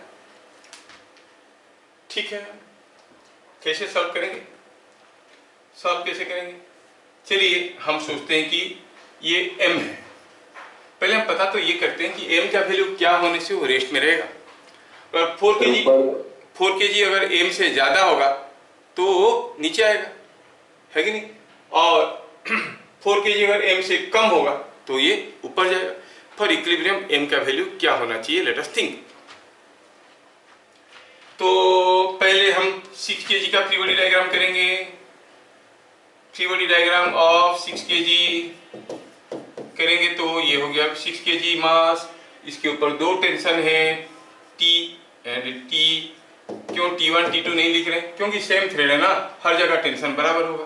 तो 6G ये हो गया 6G, मतलब 2T is equal to 6G हमें समझ में आया, मतलब T is equal to 3G आया समझ में क्या? T इक्वल 3G आया। चलो सोचते हैं अबाउट 4 kg मास। 4 kg मास के ऊपर कितने फोर्सेस आ रहे हैं? Late us think. 4 kg जो ब्लॉक है और ये m है, m का वैल्यू कितना है?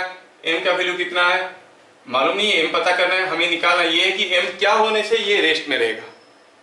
अच्छा, उसके ऊपर क्या क्या फोर्सेस आ रहे हैं? एक टेंशन आ रहा है T, ये थ्रेड खींच रहा है, ये थ्रेड भी तो खींच रहा होगा। नॉट ओनली दैट, क्या नीचे वाला थ्रेड नहीं खींच रहा है? हाँ, ये भी खींच रहा है। और नीचे की तरफ क्या है? mg। तो आप देखिए कि at equilibrium 2T must be equal to T plus mg, upward force must be equal to downward force, और mg is equal to T। T कितना था? 3G। So m must be equal to 3 kg। अगर ये 3 kg होता तो rest में रहता। क्या बात समझ में आया? लेकिन है 4 kg, रेस्ट में रहेगा क्या? नहीं रहेगा। किधर जाएगा? ऊपर के नीचे। अरे जितना होना चाहिए उससे ज्यादा है, तो 4 kg will come down, 6 kg will go up। As m or 4 kg is more than m, it comes down। क्या बात समझ में आया? पकड़ में आ रहा है कि नहीं आ रहा है? अब आप कहोगे सर ये सारा क्वेश्चन क्या 1 मिनट में हो सकता है? क्यों नहीं हो सकता है? आपको थोड़ी ये सब लिखना है, आपको तो सीधे सीधे न्यूमेरिकल करना है और एनालिसिस करना है। ऐसे ही देख लेना है, यहाँ पर ये इक्विलिब्रियम में है तो ये 3 kg, ये 3 kg, क्योंकि दो ही फोर्स है, 3G 3G, ये 3G, ये 3G, ये 3G, ये 4 kg रहेगा कि नहीं रहेगा, आपको सोचना है। क्या बात समझ में आया? Yes, so 4 kg will come down। ये आपको पकड़ में आना चाहिए।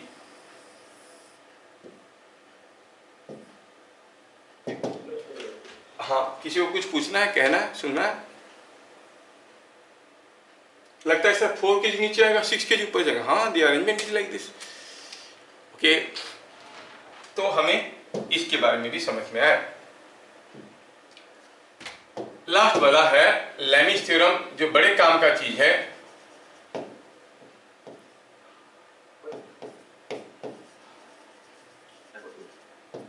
फॉर इक्विलिब्रियम अंडर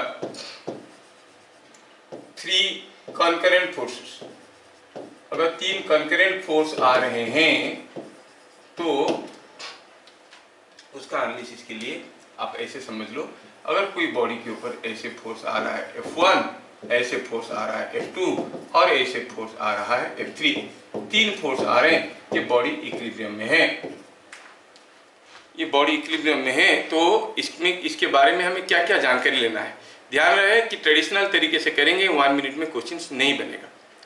तो हमें क्या क्या इसके, अगर ये तीनों फोर्स का रिजल्टेंट 0 है, what are the different conditions we want to see. In that Lami's theorem also will see. पहला देखेंगे, एक एक करके देखेंगे। पॉइंट नंबर 1 को देखेंगे। हम बात कर रहे हैं analysis of magnitude of forces. तो इसमें पहला चीज हम देखेंगे कि अगर ऐसा 3 force if F1 plus F2 plus F3 is equal to 0, मतलब ये 3 फोर्स मिलके कोई बॉडी को इक्विलिब्रियम में रख रहे हैं। इस बॉडी के ऊपर ये सारे फोर्सेस आ रहे हैं और ये बॉडी इक्विलिब्रियम में है। अगर ये 3 फोर्स का रिजल्टेंट 0 है, ठीक है, तो हमें कुछ चीजें याद रख लेना चाहिए। सपोज हम ये एंगल को कहेंगे अल्फा, ये एंगल को कहेंगे बीटा, ये एंगल को कहेंगे गामा। तो पहला है they will satisfy Lami's theorem. Lami's theorem क्या है? जो हम लोग शायद पहला क्लास में ही वेक्टर पढ़ते वक्त डिस्कशन कर लिए थे। क्या हो जाएगा? F1 by sine alpha will be equal to F2 by sine beta is equal to F3 by sine gamma. समझ में आया? दूसरा चीज जो काफी मददगार होता है वो ये है कि किसी भी दो फोर्स का रिजल्टेंट का मैग्नीट्यूड, आपको ये तीनों फोर्स का रिजल्टेंट 0 है तो this must be equal to -f3, क्योंकि दिस प्लस दिस इक्वल 0। मतलब किसी भी दो फोर्स का रिजल्टेंट का magnitude is equal to magnitude of -f3 is same as magnitude of f3। ये काम में आता है क्योंकि magnitude of -f3 magnitude of f3 क्या, दोनों बराबर है, खाली डायरेक्शन अपोजिट है। किसी भी दो का इनमें से रिजल्टेंट का मैग्नीट्यूड तीसरी की मैग्नीट्यूड की बराबर होगा। बड़े काम का चीज है ये न्यूमेरिकल सॉल्व करने में। लेविस थ्योरम तो लगा के कर सकते हैं। तीसरा हुआ sigma fx must be 0, sigma fy must be 0, चाहे आप कैसे ले लो, x एक्सिस और y एक्सिस, कोई फर्क नहीं पड़ता है। तो इनमें से किसको लगाना है और कैसे सॉल्व करना है वो आपकी प्रैक्टिस के ऊपर डिपेंड करता है। ठीक है, आपकी प्रैक्टिस के ऊपर डिपेंड करता है। ठीक है, तो पहला हुआ ये लेविस थ्योरम आप यूज करके सॉल्व कर सकते हो फॉर मैग्नीट्यूड, और आप ये सोच सकते हो इन दोनों का मैग्नीट्यूड दिया है तो ये तीसरा कितना होगा, या फिर आप ये sigma fx equal 0 sigma fy equal 0 करके भी सॉल्व कर सकते हो। कोई एक क्वेश्चन को हम कर लेते हैं। सपोजिंग हम कहेंगे कि यहाँ पर कोई एक पेंडुलम है और इस पेंडुलम को हमने ऐसे पकड़ के रखा है। तो यहाँ पे मैं और भी एक इम्पोर्टेंट चीज बताना चाहूंगा तीन फोर्सेस के बारे में, और ये इम्पोर्टेंट चीज बता दूंगा जो आपके बड़े काम में आएगा। ये पॉइंट नंबर 3 था। पॉइंट नंबर 4, पॉइंट नंबर 4 में मैं बताना चाहता हूं कि अगर कोई बॉडी के ऊपर ऐसे फोर्स आ रहे हैं, मोस्ट ऑफ द केसेस में आपको ऐसा ही केसेस मिलेंगे। ये F1 है, ये F2 है, और कोई तीसरा फोर्स है F3, ये 90 डिग्री है। मोस्ट ऑफ द केस में you will get numericals like this, क्योंकि ओरल बन जाता है। हमें पता ये करना होता है, इसमें क्या क्या चीजें पता करना होता है कि F1 F2 दिया हुआ है, और चलो दिया है कि ये एंगल थीटा है। तो कुछ चीजें आपको याद रखना है, इसमें बहुत इंपॉर्टेंट है ये न्यूमेरिकल सॉल्विंग के लिए। आप कहोगे जो F3 है वो क्या है, it is equal to and opposite to resultant and F1 and F2। F3 is equal to and opposite to the resultant of F1 and F2, मतलब तीनों मिलके 0 है। तो इन दोनों का जो रिजल्टेंट होगा ये उसका ऑपोजिट होगा। इन दोनों का रिजल्टेंट क्या है, it is equal to F1 square plus F2 square whole over F3। अगर पूछा है सीधे निकाल सकते हैं। दूसरा चीज हमें याद रखना होता है कि व्हाट इज tan थीटा। देखो ये जो थीटा है वो किसके साथ एंगल है, ये थीटा है, theta is angle with F1। ये अगर F1 के साथ थीटा एंगल कर रहा है तो tan थीटा क्या हो जाएगा, it is F2 by F1। अगर F2 के साथ एंगल क्या होता तो हो जाता F1 बाई F2। क्या बात समझ में आया? Yes, sir. याद रखना है most of the cases 95% cases में अगर कोई न्यूमेरिकल आया तो इसमें दो फोर्स आपस में परपेंडिकुलर होंगे, तीसरा कुछ टेढ़ा होगा, तीसरे वाले का मैग्नीट्यूड और ये डायरेक्शन एंगल जानने का तरीका हुआ ये magnitude is the square plus the square whole over.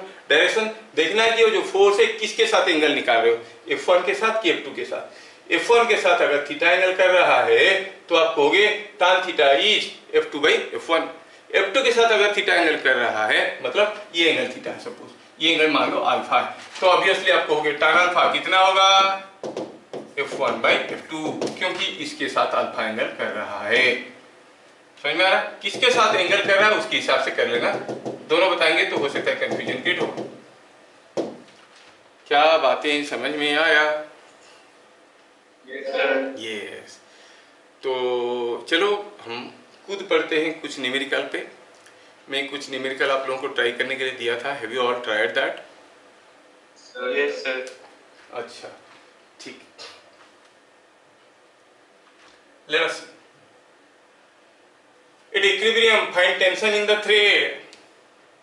ये इक्विलिब्रियम में पूछा है थ्रेड में टेंशन कितना है बताओ। ये बॉल इक्विलिब्रियम में और इसमें टेंशन आपको बताना है। आप क्लियरली दिख रहे हो कि यहाँ पर ये जो बॉल है 6 kg मास का है। चलो इसकी इक्विलिब्रियम के बारे में सोचेंगे अगर इसका फ्री बॉडी डायग्राम के बारे में सोचेंगे तो आपको मिलेगा, सॉरी, तो अगर हम कहेंगे कि ये जो बॉल है उसका फ्री बॉडी डायग्राम करते हैं तो देखेंगे कि ये जो बॉल है इसके ऊपर कुछ ऐसा फोर्स आ रहा होगा, एक टेंशन आ रहा होगा, और ये टेंशन T1 है, T है, और ये R है, और एक वेट आ रहा होगा, और हमें पता करना है कि what is the tension in the thread, और क्लियरली मेंशन कर दिया गया है कि ये जो एंगल है this angle is 30 degree.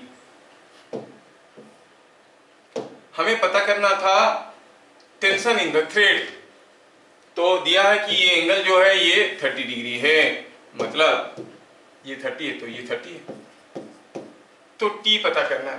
Body equilibrium में है, let us choose this is X axis, this is Y axis. हरदम एक्स एक्सिस वाई एक्सिस लेते वक्त ध्यान रखना कि आप ऐसे एक्सिस लो कि most of the forces are along the axis. हम ऐसे एक्स एक्सिस और ऐसे वाई एक्सिस भी ले सकते थे, लेकिन ऐसे लेंगे तो आर आ गया एक्स एक्सिस में, वेट आ गया वाई एक्सिस में, तो कैलकुलेशन आसान हो जाता है। तो आप कहोगे ये इक्विलिब्रियम में है, 8 equilibrium sigma F Y is equal to 0, मतलब upward force is equal to downward force. Upward force कौन दे रहा है? आर तो नहीं देगा, टी का कंपोनेंट है, कितना?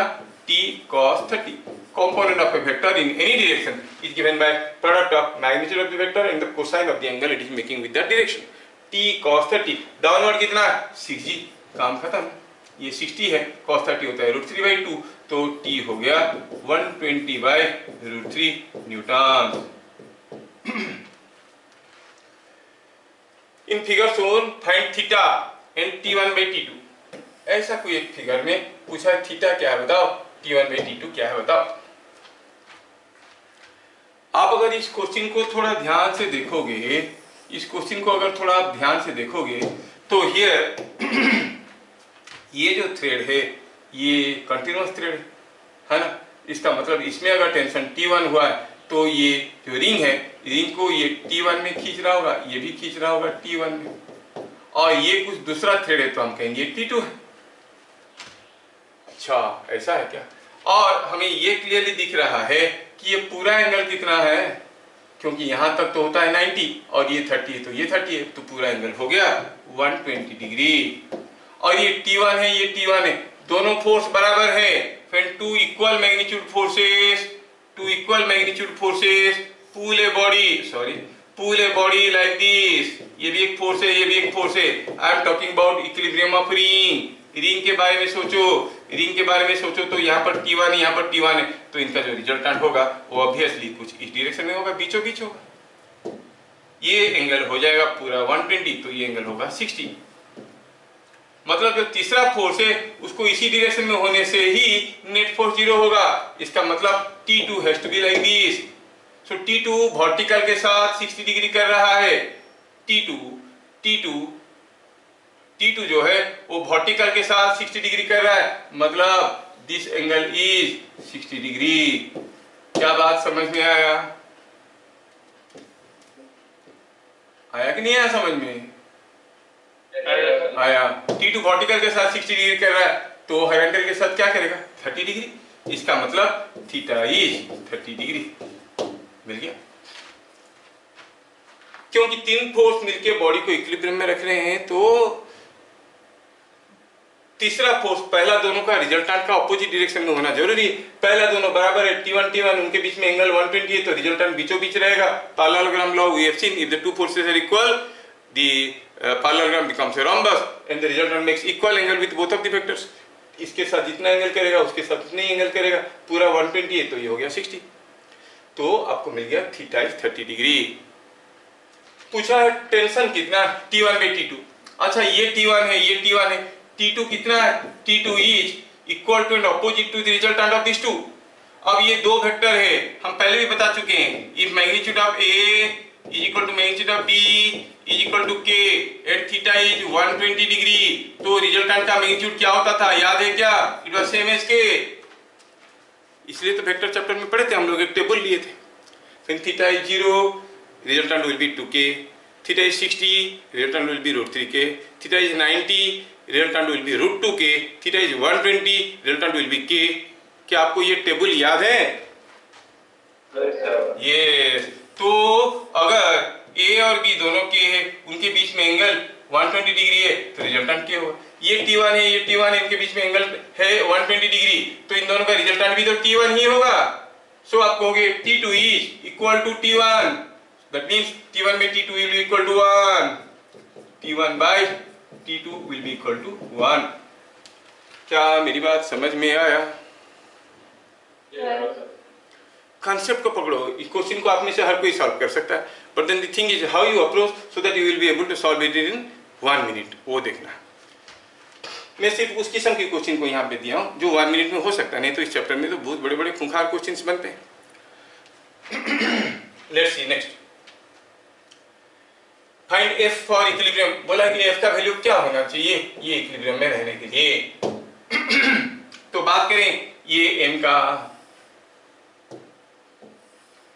अगर बात करेंगे तो m के ऊपर जो फोर्सेस आ रहे हैं वो हुआ एक F, दूसरा हुआ उसका वेट, और तीसरा हुआ the normal reaction. Free body diagram complete नहीं है क्योंकि कितना टेढ़ा है नहीं बताया। कोई बताएगा कि नॉर्मल रिएक्शन इसके साथ क्या एंगल करेगा? 90 माइनस थीटा, है कि नहीं? Now, if I see the forces acting on the body are R, F and mg, और ये एंगल है 90 माइनस थीटा, ये एंगल है 90 माइनस थीटा, तो ये एंगल है थीटा। मुझे F चाहिए, R नहीं चाहिए। I will make use of Lami's theorem। Lami's theorem क्या कहता है? क्या कहता है लैमिस थ्योरम? अभी थोड़ी देर पहले देखे थे, भूल गए हो? भूलते हो आप लोग बड़े स्पीड में।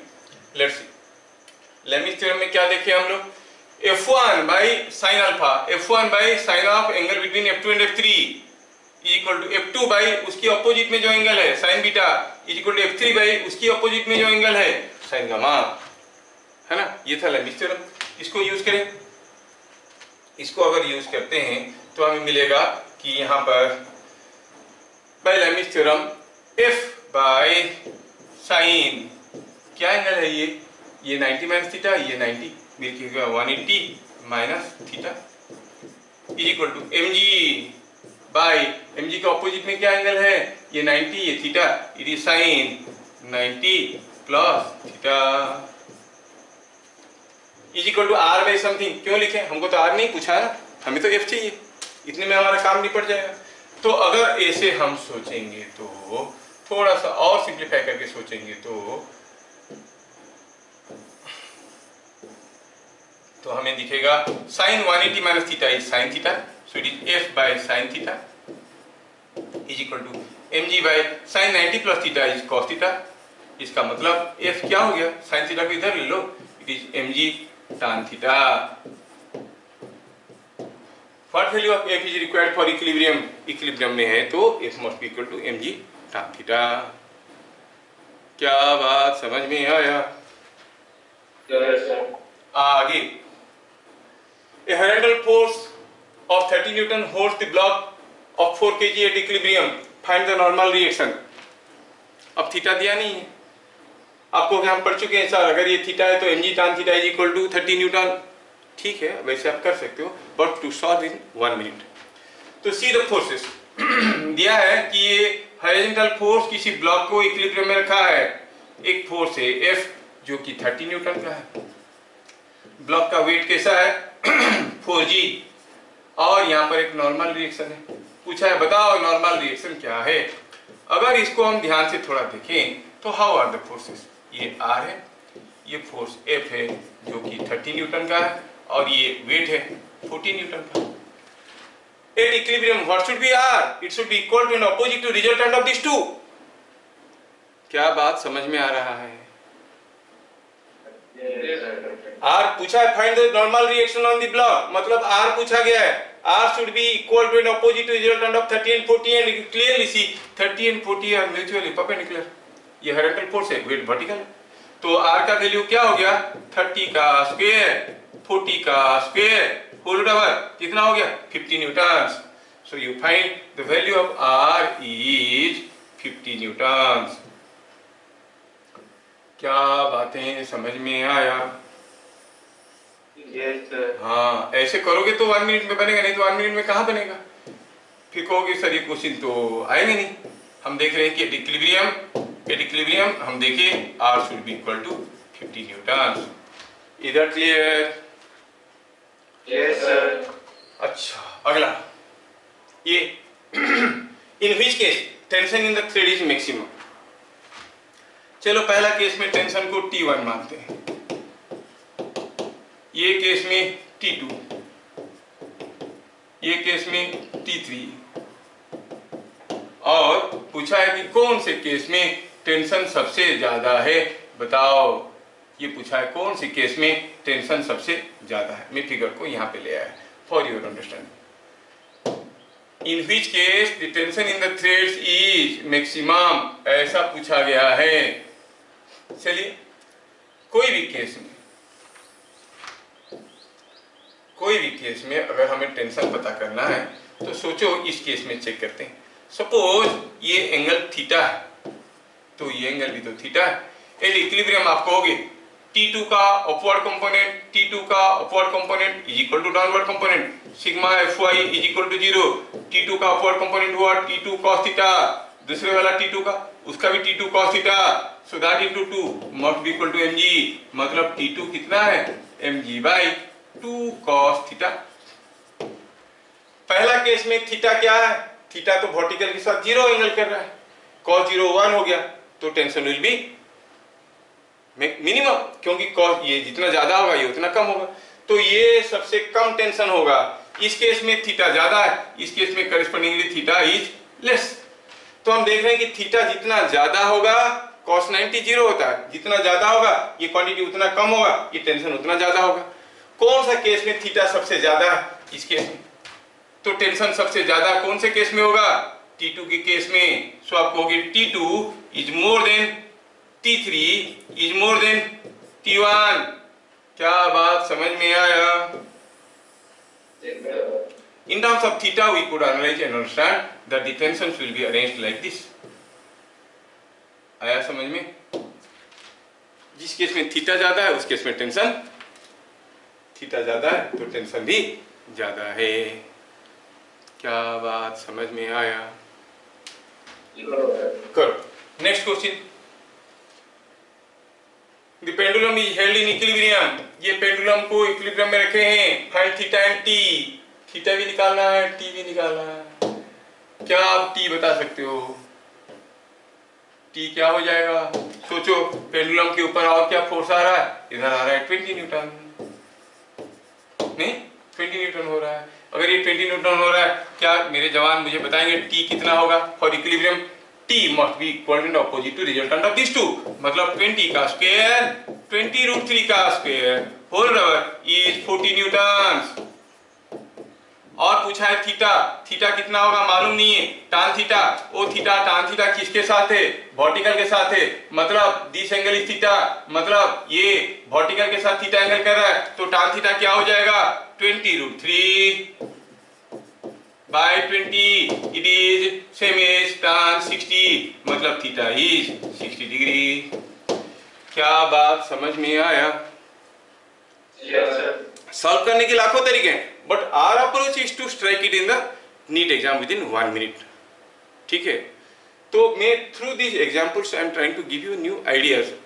You don't take them as numericals, take them as some energy और नॉलेज बूस्टिंग कैप्सूल्स। इसके थ्रू से आपको कुछ एक्सपीरियंस मिलेगा कि how to solve the numericals and how to use the proper formula as and when required. क्या चीजें समझ में आ रहा है बढ़िया से? Yes, sir. आगे the mass of the box is 30 kg, mass of the man is 50 kg।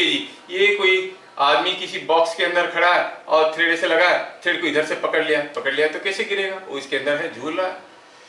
पूछा कि ये आदमी ये थ्रेड को कितने जोर से खींचेगा कि ये इक्विलिब्रियम में रहेगा, अगर छोड़ देगा तो गिर जाएगा, मतलब खींचना है, कितने जोर से खींचेगा। दैट मींस जितनी भी जोर से खींचेगा दैट इज द टेंशन। हमें पूछा गया है टेंशन क्या है बताओ। देखो सॉल्यूशन कितना आसान है। ये आदमी और ये बॉक्स दोनों कांटेक्ट में, there is no relative sliding between them, you can consider them as a single body in the free body diagram. चलो मानते हैं कि ये पूरा चीज को हम एक सिंगल बॉडी मानते हैं। ये क्या है, ये एक सिंगल बॉडी है। अगर ये एक सिंगल बॉडी है तो एट इक्विलिब्रियम हम देखेंगे इसके ऊपर क्या क्या फोर्सेस आ रहे हैं। दोनों का वेट आ रहे हैं, बॉक्स का वेट आ रहा है, आदमी का भी वेट आ रहा है। आदमी का वेट है 50 kg और 50 g, और बॉक्स का है 30 g, और ऊपर की तरफ यहाँ पर टेंशन T, यहाँ पर tension T। When there is no relative sliding between two bodies in contact, relative motion between two bodies in contact, you can consider them as a single body. I consider this as a single body. Upward force है 2T, downward force है 80 g, तो आप कहोगे at equilibrium 2T must be equal to 80 g, मतलब T is 400 newtons. He has to pull the rope with a force of 400 newtons. Understanding और standing under, ऊपर से तो नहीं जा रहा है। बेटर अंडरस्टैंडिंग, हाँ बढ़िया। It's called outstanding, no that's it. यहाँ पर फाइंड थीटा पूछा है, बताओ। यहाँ पर देखो ऐसे ऐसे थ्रेड्स लगे हैं, एक थ्रेड लगा है, यहाँ से कोई चीज झूल रहा है, ये झूल रहा है, ऐसे करके पूछा है टेंशन। देखो हम कहेंगे कि ये सर कंटिन्यूअस थ्रेड है तो टेंशन तो हर जगह बराबर होगा। ऐसा नहीं है। कोई थ्रेड को कंटिन्यूअस कब कहते हैं? When there is no cut, no knot in the thread, कोई गांठ नहीं पड़ा होगा। गांठ पड़ गया तो ये टेंशन ट्रांसमिट नहीं होता है। यहाँ पर गांठ पड़ गया तो यहाँ पर जो टेंशन होगा वो यहाँ पर नहीं होगा, यहाँ पर जो टेंशन होगा वो यहाँ पर नहीं होगा। खैर पूछा नहीं है टेंशन, अगर टी भी पूछेगा तब भी हम बता सकते हैं। Find theta and T. चलो थीटा एंड टी, कितना सिंपल है। थीटा एंड टी, यहाँ का टेंशन बताओ, थीटा बताओ। देखो दो ब्लॉक झूल रहे हैं, हम इसको इसे 50 न्यूटन फोर्स से खींच के रखें। Is there any relative motion between the blocks? No, you can consider them as a single body. इसको एक सिंगल बॉडी कंसीडर कर सकते हो। और ये सिंगल बॉडी के ऊपर क्या क्या फोर्सेस आ रहे हैं? इधर को मैं खींच रहा हूं 50 न्यूटन में, और ये दोनों का वेट भी तो 50 न्यूटन है।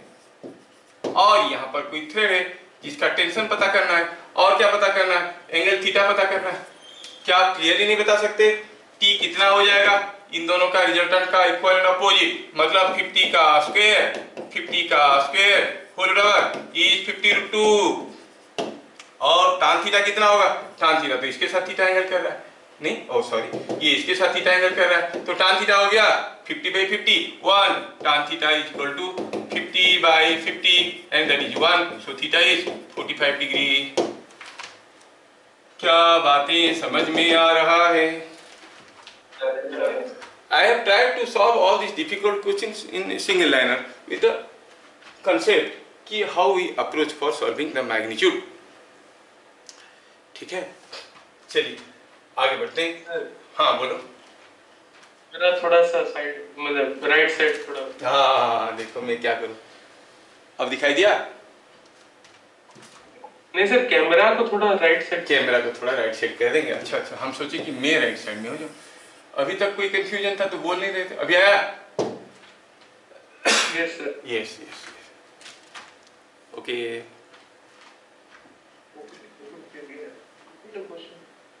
नेक्स्ट पूछा है find acceleration of 10 kg।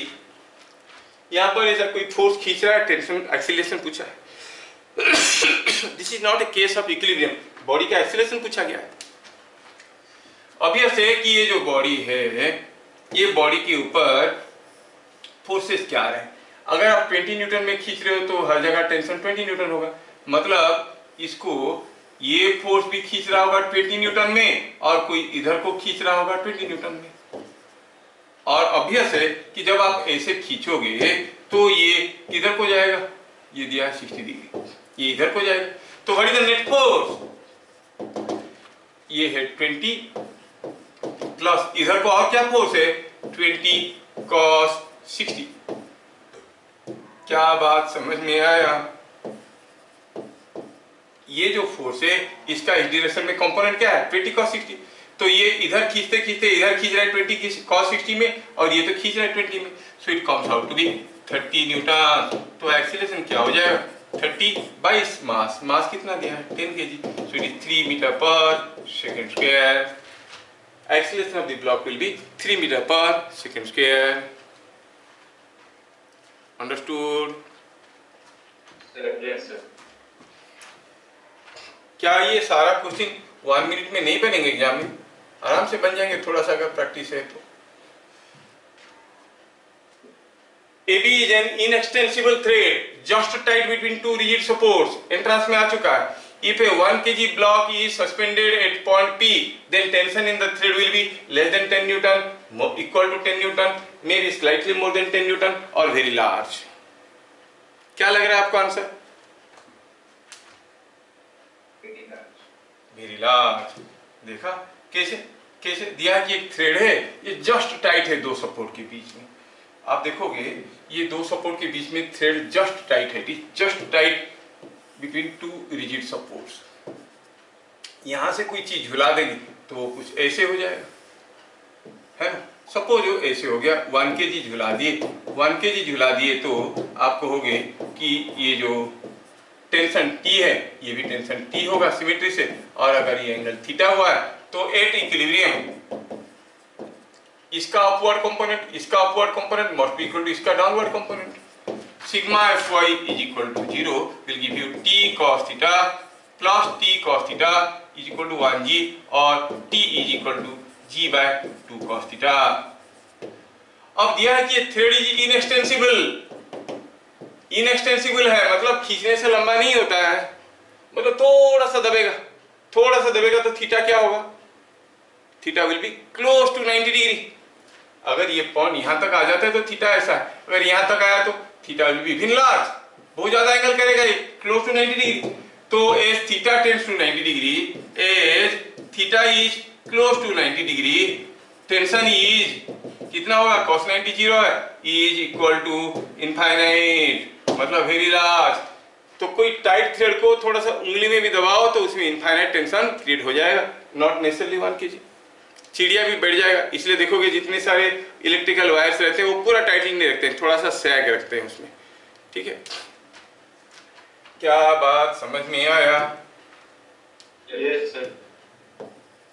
Next, if 5 kg is in equilibrium, find the value of R। 5 kg equilibrium में है भैया, 5 kg अगर इक्विलिब्रियम में है, R का वैल्यू पूछा है, तो सोचो तो R हुआ ऐसे, और ये हुआ 30 न्यूटन, और ये हुआ इसका वेट कितना 5 kg है, तो it is coming out to be 50 newton. These are the forces। Now थोड़ा देखो ध्यान से, ये कोई फोर्स ऐसा है 30 न्यूटन का, और ये है 50 न्यूटन का, और ये है R। क्या आपको क्लियरली दिख रहा है कि R and 30 newton are mutually perpendicular? R is normal to this, this is parallel to the plane, so R and 30 newton are mutually perpendicular. मुझे R का वैल्यू पूछा गया है, और हमें मालूम नहीं कि इन दोनों का, तीनों का रिजल्टेंट 0 है, मतलब R और 30 का रिजल्टेंट जो होगा 50 newton must be equal to and opposite to that. मतलब 50 क्या है, it is R square plus 30 का स्क्वायर का रूट ओवर, और R is 40 newton, so the tension is 40 newton. क्या बात समझ में आया? Yes, sir. यस। चलिए next question. A 4 kg is sliding down with an acceleration 5 meter per second square. Find the normal reaction। 4 kg slide कर रहा है भैया, 4 kg स्लाइड कर रहा है, मतलब it is not in equilibrium. Normal reaction पूछा, तो हम जानते हैं कि कोई एक ब्लॉक को किसी एक इंक्लाइन प्लेन पे छोड़ देते हैं, उसको खींच के नीचे लाने वाली फोर्स होता है mg sin थीटा, और component of the weight like this होता है mg cos थीटा, है कि नहीं? mg cos theta is a force, weight component of weight normal to the plane, ये mg है, और ये होता है mg sin थीटा। तो एक्सीलरेशन क्या है, acceleration is this force by mass is g sin theta. इसमें से पता चल गया g sin थीटा इज 5, मतलब थीटा इज 30 डिग्री। तो फिर जो रिजल्टेंट द नॉर्मल रिएक्शन होगा वो क्या होगा? अब ये बॉडी को अगर मैं ऐसे लेता हूं एक्स एक्सिस, ऐसे लेता हूं Y axis, sigma F x is not zero क्योंकि ये स्लाइड कर रहा है, बट सिग्मा एफ वाई तो जीरो है क्योंकि ये इधर को मूव नहीं कर सकता। मतलब R must be equal to M G cos theta. क्या बात समझ में आया? R must be M G cos theta और थीटा 30 डिग्री है, एम जी दिया है कितना 4 kg है, so it is 4g cos 30।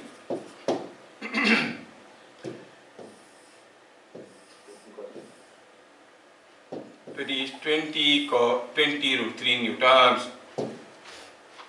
क्या चीजें समझ में आ रहा है? Yes sir. मैं थोड़ा ज्यादा स्पीड में पढ़ा रहा हूँ क्या? नहीं सर, ठीक है ठीक है। मैं कभी गलत करता ही नहीं हूँ। नहीं, अब तुमको समझ में आ रहा है नहीं आ रहा है अलग बात, मैं तो सही करता हूँ। अच्छा, are you getting some new ideas to solve this type of questions? Yes sir. Yes. Traditional तरीका था, उससे थोड़ा सा अलग कुछ हम देख रहे हैं। The pendulum is oscillating with angular amplitude theta, ये ऑसिलेट कर रहा है, ये एंगल थीटा है। एट एक्सट्रीम पोजीशन, क्या ये इक्विलिब्रियम में है? नहीं है।